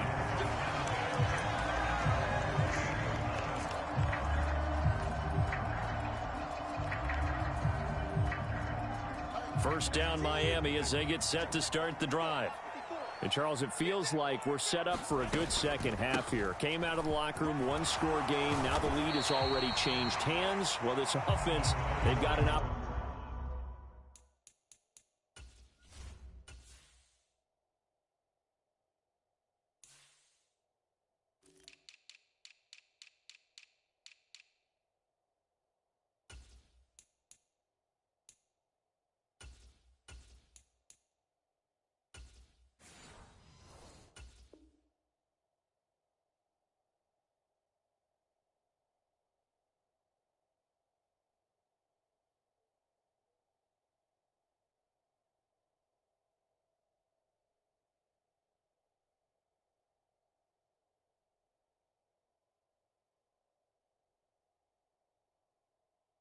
Opportunity right now to take that lead right back. Yeah, and it feels like you're going back and forth almost a little bit like a tennis match, right? And we're just already know our heads just keep moving. Which side has it? Which side's going to score? How are they going to go out doing it? A little bit of a challenge for each side trying to match each other.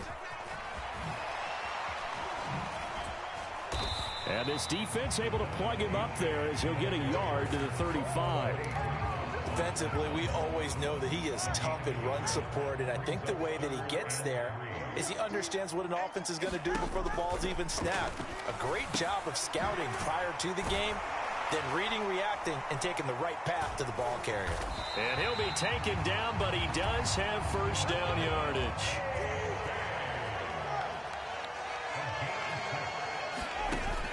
They fake the handoff. Now Tua sliding out of the pocket. And this one is incomplete. That's some good closing speed there defensively because that looked open for a minute. But that's great work with the ball in the air. Never gave up, converged on his man, and broke the play up. And he'll be pretty well stopped in his tracks. Give him a yard up to the 42. We talk about defenders, specifically linebackers, keeping their eyes in the right spot. He had that eye down the entire time. And you know that's not easily done because they throw a lot of misdirection at you. They try and fool you and get your eyes in the wrong place.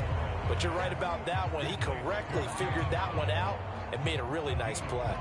One hallmark of good defenses is understanding the game, understanding positioning, and tackling immediately in the secondary after catches. I think we just saw that on display right there. Got to him before he ever had a chance to think about turning it upfield. And a bit of a mistake there. This is well into the end zone for a touchback.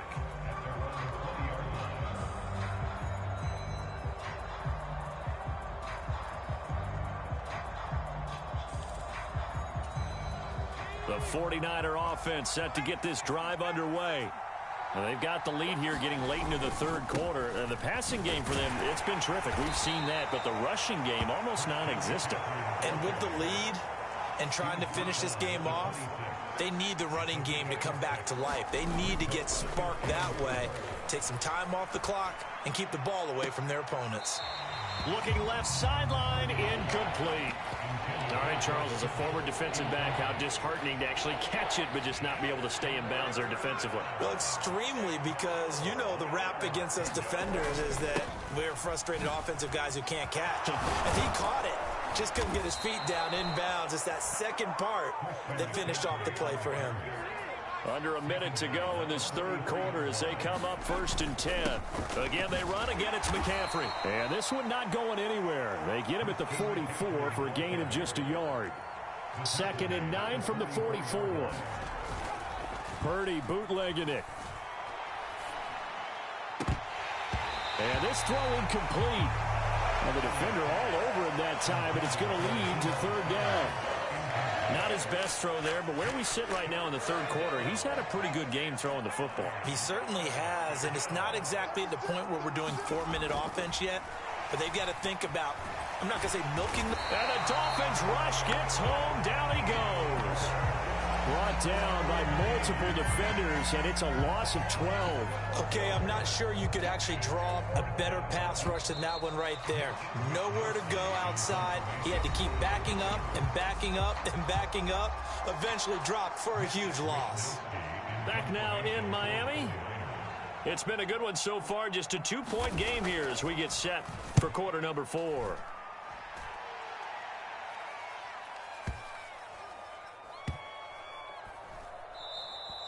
You hate to give the ball away here in the fourth quarter while you're just holding a slim lead, but that punt, absolutely ideal. They pin them inside the 5-yard line. They give their defense a really nice opportunity. The Dolphins at the line ready for their next drive. Their defense accomplished step 1 of the mission. They forced the punt. Now they'll look to erase that deficit and take a fourth quarter lead. After the loss to start out, here's 2nd and 11. H.A. now up the middle. And he will double the space they have to work with as they take it from the 2 to the 4. The Dolphins on 3rd down. They've converted 4 times out of 6. Not bad. This is 3rd and 9. It's H.A. on the give. And a short gain here as he gets it up only to about the 6. Call it a gain of 3, and it'll bring up 4th down. The Dolphins will send out the punter now as he'll kick it away for the 2nd time. Oh, this is off the side of his foot. Boy, that went straight out of bounds, and that will set the return team up in the red zone already.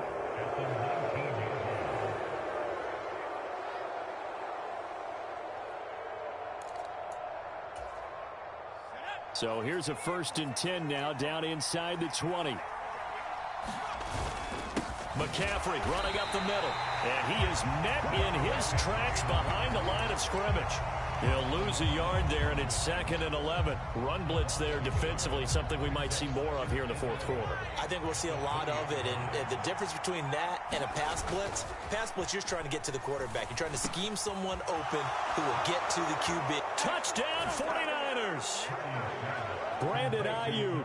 A 20-yard touchdown. And the Niners will add to their fourth quarter lead.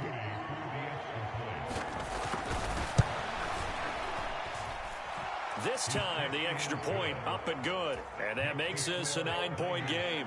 And up 2 scores late. No clue why you do this here, but they're going to go for the onside kick. And the Dolphins are going to recover. Well, fourth quarter, they felt like they needed the football back. Unfortunately, they couldn't get it. And I know we brought analytics into the game, and someone has said here that the data says that when a team's expecting an onside kick, 80% of the time, the team expecting it, they do actually recover the ball, which is what we saw here. I just wonder if that number is much more of an anecdotal type of a number. Kind of like when the coaches tell us, well, when you score on special teams, 93% of the time you win the game. I'm still waiting to see that number is empirical. From the 29, here's 2nd down and 7. Tua with a quick throw, caught out wide. A 1-yard gain there following the 3-yard pickup on 1st down. 3rd and 5. Now Tua on the move to his left. And it'll be intercepted. Picked up by Diamador Lenore. And the 49ers are going to take possession here. It's a touchback, and they'll take over at the 20-yard line. The San Francisco offense ready. Rush coming, and he's taken down. Clock continuing to run. They'll probably wind this all the way before snapping it on 2nd down. Purdy will set up to throw it here. That's going to be caught by Samuel. And they'll be stopped right at the 30. On a play that started back at the 15, they pick up 15. Purdy looking to throw on first down here. Got a man, that's Ayuk. And he slips up past the 45 before being tackled. There's Purdy on 1st and 10. Open man is Samuel, complete. And that's good for a pickup of 10 yards. And that'll leave him with a second and just a few inches left. 2 minutes left to play in this football game here on EA Sports. An ideal down and distance to try to finish this thing off. 2nd and inches. Throwing here, Purdy. Under a heavy rush, and down he goes. Dolphins bring on an extra defensive back on 3rd down. Up the gut, McCaffrey. And they'll bring him down right at midfield, and he is well short of the 1st down. The Dolphins going to take their 2nd timeout as they'll head to the sideline and talk over what to do next.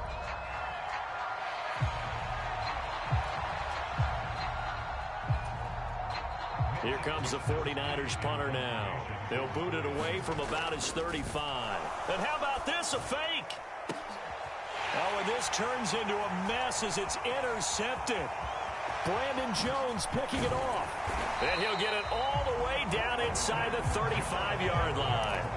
Well, sometimes the fake punts work out. They're fun, and you're so smart for doing it. And sometimes, Charles, what happens is an epic fail, and what we just saw was an epic fail. And you're right about that, because the key here is the element of surprise. You have to catch a defense completely unaware that this might happen, this might occur.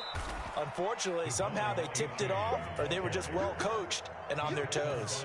Here comes 2nd down. Here's Tua.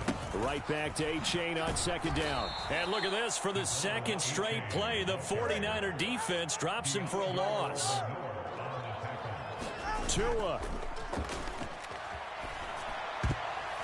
And the throw there going to be incomplete. That means there's just one last chance left, and this has to be a 1st down or a touchdown, or this game's over.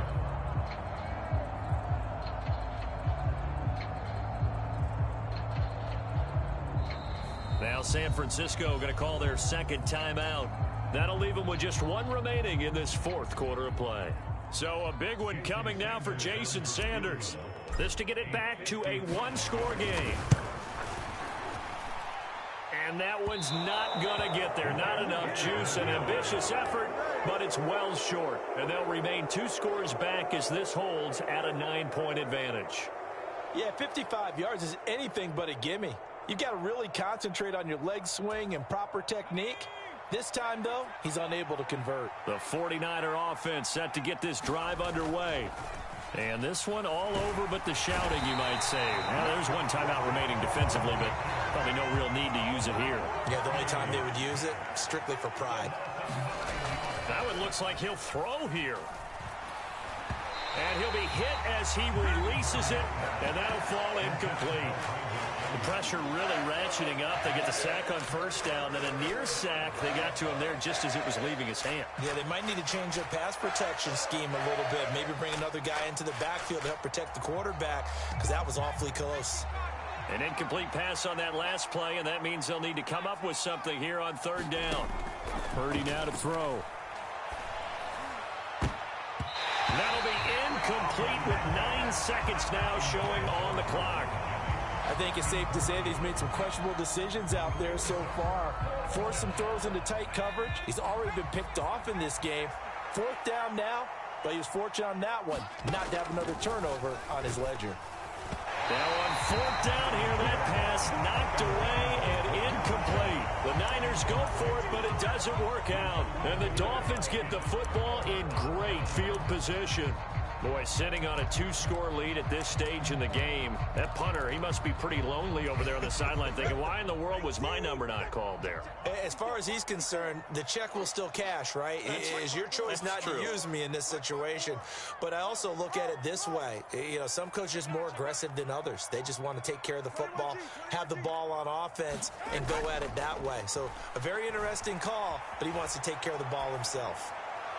And the first play of the drive there is incomplete. Barton, I think he's got to be careful as he continues to try to extend plays because he's already been intercepted in this game. And the coverage, they continue to challenge all of his receivers downfield. And now the Niners going to signal for their third and final timeout. And as the two teams talk it over on their respective sidelines, we take a break. Now contact up front as penalty markers come in. Who is this against? Got a little antsy there from his Mike linebacker position. Partner, there's times you think you've timed up the quarterback.